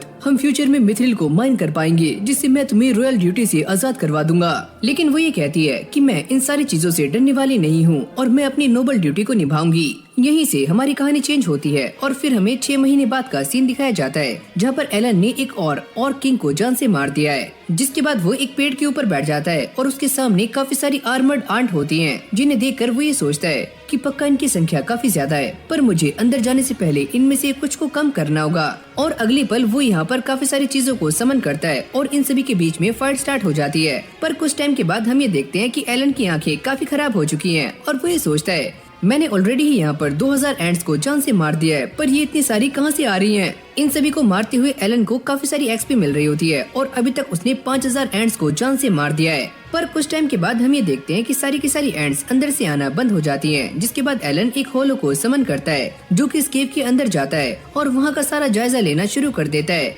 और एलन इसके साथ विजन को शेयर कर रहा होता है, जिसके बाद ये होलो इन एंड्स के एग के पास आ जाते हैं, जहाँ पर काफी सारे एग्स रखे हुए होते हैं और ये सारे उसके आसपास मंडरा रहे होते हैं। ऐसे करते करते शाम हो जाती है और एलन ने इस जगह का एक काफी अच्छा मैप बना लिया है, जिसके बाद वो अपने सारे समन्स को लेकर क्वीन एंट के पास पहुंच जाता है और उसके पास काफी सारी बुलेट एंड्स भी होती हैं और इन सभी के बीच में दोबारा से फाइट स्टार्ट हो जाती है और ये क्वीन एंट इन सभी के ऊपर काफी ज्यादा भारी पड़ रही होती है। पर कुछ टाइम के बाद ये सारा जोश ठंडा पड़ जाता है और एलन इसे काफी आराम से हरा देता है। रात भी काफी ज्यादा हो चुकी है तो एलन यहीं पर रुकने का डिसाइड करता है और पास में उसे कुछ मिथरल्स भी दिखते हैं। अब अगली सुबह हम ये देखते हैं कि एलन उस क्वीन एंट की बॉडी को लेकर दोबारा से इन सभी के पास आ जाता है और ये सारे उसे देखकर काफी हैरान हो जाते हैं। वैसे मैं इसे व्हाइट माउंटेन से लाया हूँ और ये क्वीन एंट की बॉडी है। जिनोब भी ये देखकर काफी हैरान हो जाता है कि एलन ने ये सारा कुछ अकेले किया है और जैसे वो इन सभी के सामने मिथ्रिल को शो करता है तो ये सारे उसे देखकर काफी हक्के बक्के रह जाते हैं। जिसके बाद ये सारे अंदर आ जाते हैं और एलन इन सभी को उस जगह का मैप दिखाता है और ये सारे इस बात को देखकर काफी हैरान हो जाते हैं कि एलन ने मिथ्रिल की 5th वेन ढूंढ ली है। बैरन भी उससे काफी खुश हो जाते हैं और वो ये कहते हैं कि तुम पहले इंसान हो जिसने ये मिथ्रिल की वेन ढूंढी है, तो तुम्हारा भी इसके अंदर बराबरी का हिस्सा होगा। एलन भी उनकी बातों को काफी गौर से सुन रहा होता है। जिसके बाद बाद बैरन ये कहते हैं कि अब से तुम्हारा माइनिंग में 30% हिस्सा होगा और एलन को ये बातें समझ नहीं आ रही होती। फिर हमें कुछ टाइम बाद का सीन दिखाया जाता है जहाँ पर इस मिथ्रिल माइन का काम स्टार्ट हो चुका है, पर अब भी एक माइन ऐसी है जिसे एलन ने ढूंढा है पर उसका काम अभी भी स्टार्ट नहीं हुआ है। तभी रिकल उसके सामने आ जाता है और वो ये कहता है कि उस जगह पर रॉयल मैसेंजर आया हुआ है और ये सारे उसे देखने के लिए वहाँ पहुँच जाते हैं, जहाँ पर ये मैसेंजर बैरन को एक ऑफर देता है और वो ये कहता है चलो एक काम करते हैं, इस मिथ्रिल वेन्स को हम दोनों ही एक साथ मिलकर संभालते हैं और हिस्सा बराबर बांट लेंगे, यानी कि प्रॉफिट आधा आधा। अच्छा ठीक है, पर ये बातें काफी ज्यादा हो रही हैं, तो मैं इसके बारे में पता लगाने के लिए पहले रॉयल कैपिटल जाऊंगा। क्या तुम्हें मेरे ऊपर भरोसा नहीं है? तुम्हें क्या लगता है मैं यहाँ पर नल्लापंती करने के लिए आया हूँ? और ऐसे ही इन दोनों के बीच में बहस चलती रहती है, जिसके बाद ये मैसेंजर यहाँ से चला जाता है। पर बैरन को काफी गुस्सा आ रहा होता है। वो ये कहते हैं कि हमने काफी लंबे टाइम तक चीजों को सहा है और जब हमारे प्रॉफिट को कलेक्ट करने की बारी आई तो ये चाहते हैं कि हम प्रॉफिट आधा आधा बांट लें। लेकिन तभी इन सभी को सिसिल के चिल्लाने की आवाज आती है और जैसे ही एलन वहाँ जाकर देखता है तो कुछ बंदे सिसिल को किडनैप कर रहे होते हैं और एलन उनके ऊपर एक के बाद एक अटैक्स करना शुरू करता है। पर ये बंदा एलन के सारे अटैक्स को काफी आराम से काउंटर कर रहा होता है। सेबस ने ये सारी बातें जाकर बैरन को बता दी होती हैं, जिसके बाद वो लोग यहाँ पर स्मोक करते हैं जिससे एलन बेहोश हो जाता है। लेकिन जैसे उसकी आँख खुलती है वो ये देखता है कि सिसिल भी उसके सामने है, जिसके बाद वो एक बर्ड के साथ अपने विजन को शेयर करता है और उसे ये पता लगता है कि वो सारे किडनैपर्स भी यहीं पर हैं और उन सभी ने इन दोनों को बंदी बना लिया है। और तभी यहाँ पर एक और बंदा आता है जिसका नाम है डागरा और वो ये पूछता है कि तुमने इन बच्चों को बंदी क्यों बनाया है।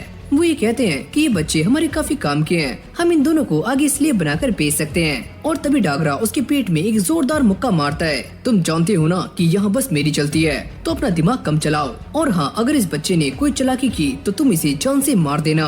और ये बोलते ही डागरा यहाँ से चला जाता है। इन सारे बंदों की ऑलरेडी ही काफी ज्यादा फट रही होती है और एलन भी लेटे हुए ये सोच रहा होता है कि मैं यहाँ पर रेस्क्यू किए जाने का वेट नहीं कर सकता और इन सारे बंदों को तो मैं अकेला ही संभाल सकता हूँ। लेकिन जैसे वो अपनी स्वॉर्ड को निकालने का ट्राई करता है तो उसके पास उसकी मिथ्रिल स्वॉर्ड नहीं होती, उसके पास बस एक नॉर्मल स्वॉर्ड है और साथ में कुछ आयरन बॉल्स भी। और जैसे एक आदमी यहाँ से बाहर जा रहा होता है तभी एलन चैपी को बाहर भेजता है और वो बंदा इस बर्ड को देखकर काफी हैरान हो जाता है। वो ये सोचता है कि इस बोट पर बर्ड कहाँ से आई। एलन को ऐसा लगता है कि वो एक बोट पर है, पर जैसे वो बाहर देखता है तो बाहर चारों तरफ अंधेरा हो रहा होता है और वो एक बोट में नहीं है, वो एक मैजिक शिप में है। और वो ये देखता है कि इस जगह पर एक काफी बड़ा रेस्टोरेंट भी है जहाँ पर सारे लोग बैठकर आराम से खाना खा रहे हैं। पर तभी उसकी नजर सामने जाती है जहाँ पर विस्काउंट बैठा हुआ होता है और वो उस रॉयल मैसेंजर से बातें कर रहा होता है। तुम जानते हो ना विस्काउंट, मुझे क्या चाहिए? अरे हाँ, मैं काफी अच्छे से जानता हूँ, तुम्हें माइनिंग के राइट्स चाहिए, वो तुम्हें मिल जाएंगे। लेकिन अगर बैरन ने कोई चालाकी दिखाई, अरे नहीं, तुम इसके बारे में चिंता मत करो, मैं उसके पास एक लेटर भेजने वाला हूँ। अगर उसने उसके ऊपर साइन नहीं किया तो मैं उसके पास उसकी बेटी का हाथ भेजूंगा और फिर उसे उसके ऊपर साइन करना ही पड़ेगा। एलन ने ये सारी बातें सुन ली होती हैं और वो ये समझ जाता है कि उन दोनों को किडनैप किया जा चुका है और ये सारा काम विस्काउंट का है। लगता है हम सारे कार्नल टेरिटरी में पहुंच चुके हैं। लेकिन तभी अचानक से सिसिल की आंख खुल जाती है, पर एलन उससे कहता है कि हम दोनों यहाँ पर फंसे हुए हैं तो चुप रहो। जिसके बाद वो पेपिलोन को समन करता है और वो एक बंदे को सुला देती है, पर अगली पल दूसरा बंदा पेपिलोन को जान से मार देता है। ये देखकर एलन को गुस्सा आता है और वो अपनी रस्सियों को तोड़कर खड़ा हो जाता है। जिसके बाद ये सारे के सारे बंदे एलन को सबक सिखाने के लिए तैयार हो जाते हैं और वो भी अपने समन्स को यहाँ पर बुला लेता है, जिसको देखकर इन सभी की फटनी शुरू हो जाती है। पर एलन अपने समन्स का यूज नहीं करता और वो अपने हाथों से ही इन सभी को ठिकाने लगा देता है। और अब वो सिसिल को बचाने के लिए उसके पास जाता है, पर इससे पहले वो सिसिल को बचाता तभी अचानक से डागरा यहाँ पर आ जाता है, जो कि एलन के एक जोरदार मुक्का मारता है और उससे एलन काफी दूर जाकर गिरता है। एलन को ऐसा लगता है कि डागरा अभी टेलीपोर्ट हुआ है। डागरा भी उसे देखकर काफी कंफ्यूज हो जाता है कि एलन सच में काफी कमजोर है और इससे पहले वो एलन को जान से मारता। एलन के पास एक ट्रिक होती है और वो एक लीव का इस्तेमाल करता है और साथ में अपनी बर्ड का इस्तेमाल करते हुए कर्नल की तरह वॉइस निकाल रहा होता है, जो कि डागरा को ये कहती है, अबे ओए डागरा, तुम यहाँ पर क्या कर रहे हो? यहाँ पर कुछ भी मेस्ड अप नहीं करना। और वो इसी मौके का फायदा उठाकर अपनी स्पाइडर से डागरा पर अटैक करता है और उसे ट्रैप कर लेता है। जिसके बाद वो सिसिल को लेकर यहाँ से भागता है और उसके सारे समन्स उसको प्रोटेक्ट कर रहे होते हैं। जिसके बाद वो सिसिल को लेकर एक खिड़की के पास आ जाता है और उससे कहता है कि चलो हमें नीचे कूदना है, पर सिसिल यहाँ से कूदने से मना कर रही होती है। पर एलन उसे समझाता है कि उसने अपनी सारी एंड्योरेंस को बूस्ट कर लिया है, पर सिसिल अब भी मना कर रही होती है, मुझे यहाँ से नीचे नहीं कूदना। और अगले पल एलन उसे लेकर नीचे कूद जाता है और ये दोनों ही सही सलामत होते हैं। लेकिन यहाँ से नीचे कूदने में एलन की हालत काफी टाइट हो चुकी है, जिसके बाद वो अपने काफी सारे हाउल को समन करता है और वो उनको रास्ते में प्रोटेक्ट कर रहे होते हैं। अब डागरा भी उसको पकड़ने के लिए उसके पीछे निकल जाता है, पर एलन जिगजैग का इस्तेमाल कर रहा होता है, पर डागरा भी उसके फुटस्टेप्स का पीछा कर रहा है। लेकिन एलन उसी स्किल का इस्तेमाल कर रहा होता है जिससे वो विजन को शेयर कर पा रहा होता है। लेकिन डागरा भी काफी तेज होता है और एलन को उससे बचने में काफी दिक्कतें आ रही होती हैं। अब ये दोनों एक जगह पर आ जाते हैं क्योंकि उन्होंने सिटी को एस्केप कर लिया है, जिसके बाद एलन अपने समन का इस्तेमाल करता है और एलन इस सारी जगह को काफी आराम से पार कर रहा होता है, जिससे उसके फुटस्टेप्स भी नीचे नहीं लगते। रात में दोनों एक जगह पर आ जाते हैं जहाँ पर सिसिल इस बात को लेकर काफी हैरान हो रही होती है कि एलन के पास काफी सारी स्किल्स हैं, पर एलन उसे मना करता है कि वो इसके बारे में किसी को भी ना बताए। अगली सुबह वो सिसिल को लेकर आगे के रास्ते के लिए निकल जाता है, जिसके बाद वो अपने विजन को शेयर करते हुए ये देखता है कि डागरा वहीं पर रुक चुका है और एलन ने एक ऐसा ट्रैप बनाया होता है कि डागरा इसी सिटी के चारों तरफ घूम रहा होता है और इससे डागरा का काफी टाइम खराब हो जाएगा और एलन काफी आराम से यहाँ से निकल जाएगा, क्योंकि डागरा इस बात को नहीं जानता कि एलन हवा में मूव कर रहा है। अभी दोनों भागते हुए बॉर्डर के चेक पॉइंट पर आ जाते हैं, जहाँ पर एलन काफी थक जाता है और गार्ड्स उन्हें अंदर भेजने के लिए उनसे कुछ निशानी मांगते हैं और एलन इस चीज को दिखाता है जो कि एक रॉयल सिंबल है। पर तभी अचानक उसे कुछ सेंस होता है और वो ये देखता है कि डागरा उसकी तरफ आ रहा है, तो एलन सिसिल को लेकर यहाँ से भागता है। सिसिल उससे पूछती है क्या हुआ, और यहाँ पर हम डागरा को देखते हैं जो काफी खुश है और उसकी स्पीड काफी तेज हो जाती है। एलन इस बात से काफी परेशान है कि डागरा ने उसकी एबिलिटी को पहचान लिया है और अब वो उसकी तरफ बढ़ रहा है। पर सिसिल भी इस बात को लेकर काफी परेशान हो रही होती है कि एलन उसके साथ कोई भी बात शेयर नहीं कर रहा है। पर वो उससे कहता है कि मैंने तुमसे पहले ही प्रॉमिस किया है कि मैं तुम्हें किसी भी कीमत पर घर पहुंचाऊंगा, तो मेरे ऊपर भरोसा रखो। और इससे सिसिल काफी इमोशनल हो जाती है। पर तभी अचानक हम ये देखते हैं कि यहाँ पर एक मर्डर ग्लैश आ जाता है जो कि एलन का पीछा कर रहा है और ये वही मर्डर ग्लैश है जिसका सामना पहले ही एलन से हो चुका है, यानी कि अब सिचुएशन काफी वर्स्ट होती जा रही है। जिसके बाद एलन ये डिसाइड करता है कि वो इस मॉन्स्टर से फाइट करेगा और वो काफी जोर से रोर कर रहा होता है। जिसके बाद वो यहाँ पर काफी सारे टैडी और स्पाइडर्स को समन करता है, यहाँ तक कि वो अपनी आयरन बॉल्स का भी इस्तेमाल कर रहा होता है। पर इससे भी मर्डर ग्लैश को कुछ भी नहीं होता और वो इन सभी को काफी आराम से जान से मार देता है। एलन उसे जकड़ने का भी ट्राई करता है, पर मर्डर ग्लैश इससे काफी आराम से रिलीज हो जाता है। सिसिल भी ये सारा कुछ देख रही होती है और उसकी भी फटकर चार हो रही होती है। अगली पल ये मर्डर ग्लैश एलन को पकड़ लेता है और उसे अपने हाथों के बीच में काफी जोर से जकड़ रहा होता है और एलन को इससे काफी दर्द हो रहा है। पर ये मर्डर ग्लैश उसे देखकर काफी इविल स्माइल कर रहा होता है। अब आएगा मजा। सिसिल ये देखकर काफी शॉक्ड हो जाती है कि इस मर्डर ग्लैश ने एलन को खा लिया है और उसकी आंखों में आंसू आ जाते हैं। पर अगली पल हम ये देखते हैं कि एलन इससे बच चुका है और उसने एक डैगर से इसकी आंख पर अटैक किया होता है, जिससे इस मर्डर ग्लैश की हालत काफी टाइट हो जाती है। इसकी हालत ऑलरेडी ही काफी खराब हो चुकी है, लेकिन वो दोबारा से अपने आप को हील करता है और इस डैगर को मर्डर ग्लैश की आंखों में और भी अंदर घुसा देता है और ये अटैक उसकी बॉडी में करंट की तरह लगता है, जिससे एलन मर्डर ग्लैश को हराने में कामयाब हो जाता है, यानी कि उसकी खटिया खड़ी हो जाती है। ये देखकर एलन भी काफी खुश हो रहा होता है कि उसने फाइनली मर्डर ग्लैश को जान से मार दिया। अब सिसिल उसके पास आती है और वो ये कहती है कि मुझे तो ऐसा लगा था कि तुम जान से हाथ धो बैठे हो। पर एलन उसे बताता है कि उसने अपने आप को हील करने के लिए हीलिंग लीव्स का इस्तेमाल किया था, जिससे वो बार बार रिकवर हो रहा था। तभी अचानक डागरा भी यहाँ पर आ जाता है, जो कि आते ही एलन की एक जोरदार लात मारता है और उसे काफी दूर फेंक कर मारता है। एलन को इस बात का एहसास हो जाता है कि डागरा सच में काफी ज्यादा स्ट्रॉन्ग है, जिसके बाद वो अपनी स्वॉर्ड को बाहर निकालता है। ये देखकर सिसिल डागरा को रोकने का ट्राई करती है, पर एलन उससे मना करता है कि वो इतनी स्ट्रॉन्ग नहीं है कि वो डागरा को रोक पाए। जिसके बाद वो फायर मैजिक का इस्तेमाल करती है, पर डागरा इससे काफी आराम से बच जाता है और वो सिसिल पर अटैक करके उसे काफी गंदे तरीके से इंजर्ड कर देता है। ये देखकर एलन को काफी गुस्सा आता है और वो डागरा की सारी पोल पट्टी खोलनी शुरू कर देता है। डागरा ये देखकर काफी हैरान हो जाता है कि एलन उसके बारे में इतना सब कैसे जानता है। ये सुनते ही डागरा काफी गुस्से में आ जाता है और वो एलन को काफी गंदे तरीके से मारना शुरू कर देता है। पर एलन अब भी स्माइल कर रहा होता है, जैसे कि उसे कुछ भी फर्क नहीं पड़ा। अब इससे पहले डागरा एलन को जान से मार पाता, तभी जिनोब भी यहाँ पर आ जाता है। डागरा उसे देखकर काफी गुस्सा हो जाता है और उसके ऊपर एक जोरदार अटैक करता है, पर जिनोब को इससे घंटा फर्क नहीं पड़ता। एलन भी ये देखकर काफी हैरान हो जाता है कि जिनोब की बॉडी से एक काफी खतरनाक ऑरा बाहर निकल रहा होता है, यानी कि उसने अपनी हिडन पावर्स को एक्टिवेट कर लिया है और वो डागरा पर सिर्फ एक ही सिंगल स्ट्राइक करता है और उसका काम 25 कर देता है। अब यहीं से हमारी कहानी चेंज हो जाती है और ये सारे बैरन के पास आ जाते हैं और एलन इन सभी को ये बता देता है कि इस कहानी के पीछे कौन था और ये सारा कुछ कौन करवा रहा था। जैसे ही बैरन ये सारा कुछ सुनते हैं तो उन्हें काफी गुस्सा आ जाता है और वो ये कहते हैं कि हमें जल्दी से रॉयल कैपिटल जाना होगा ताकि हम किंग को ये सारा कुछ बता सकें। पर एलन उन्हें ऐसा करने से मना कर देता है। वो ये कहता है कि अगर उन्होंने ऐसा किया तो रॉयल मैसेंजर इस सब से बच जाएगा और उसके पास ये सारा कुछ करने का एक और नया प्लान है। और बैरन भी उसकी सारी बातें मान लेते हैं, जिसके बाद वो रॉयल कैपिटल के लिए निकल जाते हैं। अब अगले सीन में हम ये देखते हैं कि एलन और सिसिल दोबारा से अपने टीचर के पास आ जाते हैं, यानी कि वही बुढ़ाऊ, और वो इन दोनों को नोबल ड्यूटीज के बारे में बताने वाला होता है। पर वो इन दोनों से ये प्रॉमिस लेता है कि वो इसके बारे में किसी को भी ना बताएं। अच्छा ठीक है। जिसके बाद वो वर्ल्ड का मैप निकालता है और इन दोनों को यहाँ के बारे में बताना शुरू करता है। यहाँ तक कि वो ये भी कहता है कि एक टाइम ऐसा था जब काफी सारे मॉन्स्टर्स ने अर्थ पर अटैक करना शुरू कर दिया था, जिसमें काफी सारे लोग मारे गए थे।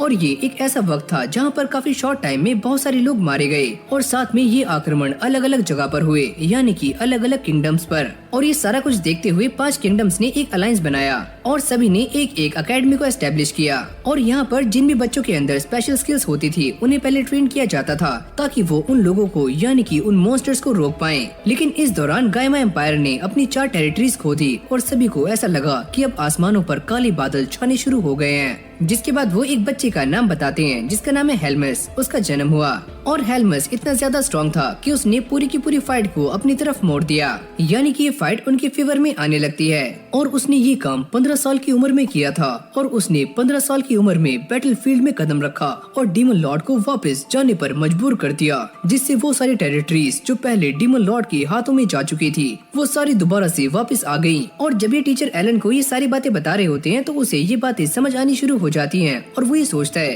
कि जब मैंने पहली बार इस गेम को लोड किया था तो तब भी मेरे सामने यही 2 ऑप्शंस आ रहे थे, यानी कि हीरो और वही डीमन लॉर्ड। और ये कहानी बिल्कुल वैसे ही है उस टाइम की जब मैंने इस गेम को पहली बार लोड किया था। और जब ये टीचर उसे सारा कुछ एक्सप्लेन कर रहे होते हैं तो सिसिल और एलन ये समझ जाते हैं कि मिहाई के साथ क्या हुआ था और वो क्यों मारा गया। और उसके सामने ये सारी चीजें भी क्लियर हो रही होती हैं कि जब एलन इस वर्ल्ड में आया था तो उसका गांव क्या कर रहा था और वो सारा भी इसी गेम का एक पार्ट था। अब अगले सीन में हम ये देखते हैं कि एलन बैरन के पास आ जाता है, जो कि उसे काफी सारा इनाम देते हैं क्योंकि उसने मर्डर ग्लैश को जान से मार दिया है और सिसिल को रेस्क्यू भी किया है। पर एलन ये नोटिस करता है कि सामने जो पैसों के बैग्स रखे हुए हैं वो काफी सारे हैं। ग्रीन वैली बताते हैं कि उन्होंने राजा से ये बात की थी कि वो सिसिल को नोबल ड्यूटी से हटा दे, पर उन्होंने ग्रीन वेल की इस बात को मानने से इनकार कर दिया। उनका ये कहना था कि सिसिल का मैजिक काफी ज्यादा इम्पोर्टेंट है। एलन भी इस बात को समझता है और वो ये कहता है कि सच में सिसिल का टैलेंट काफी इम्पोर्टेंट है और वो बैटलफील्ड में काफी इम्पोर्टेंट रोल प्ले कर सकती है।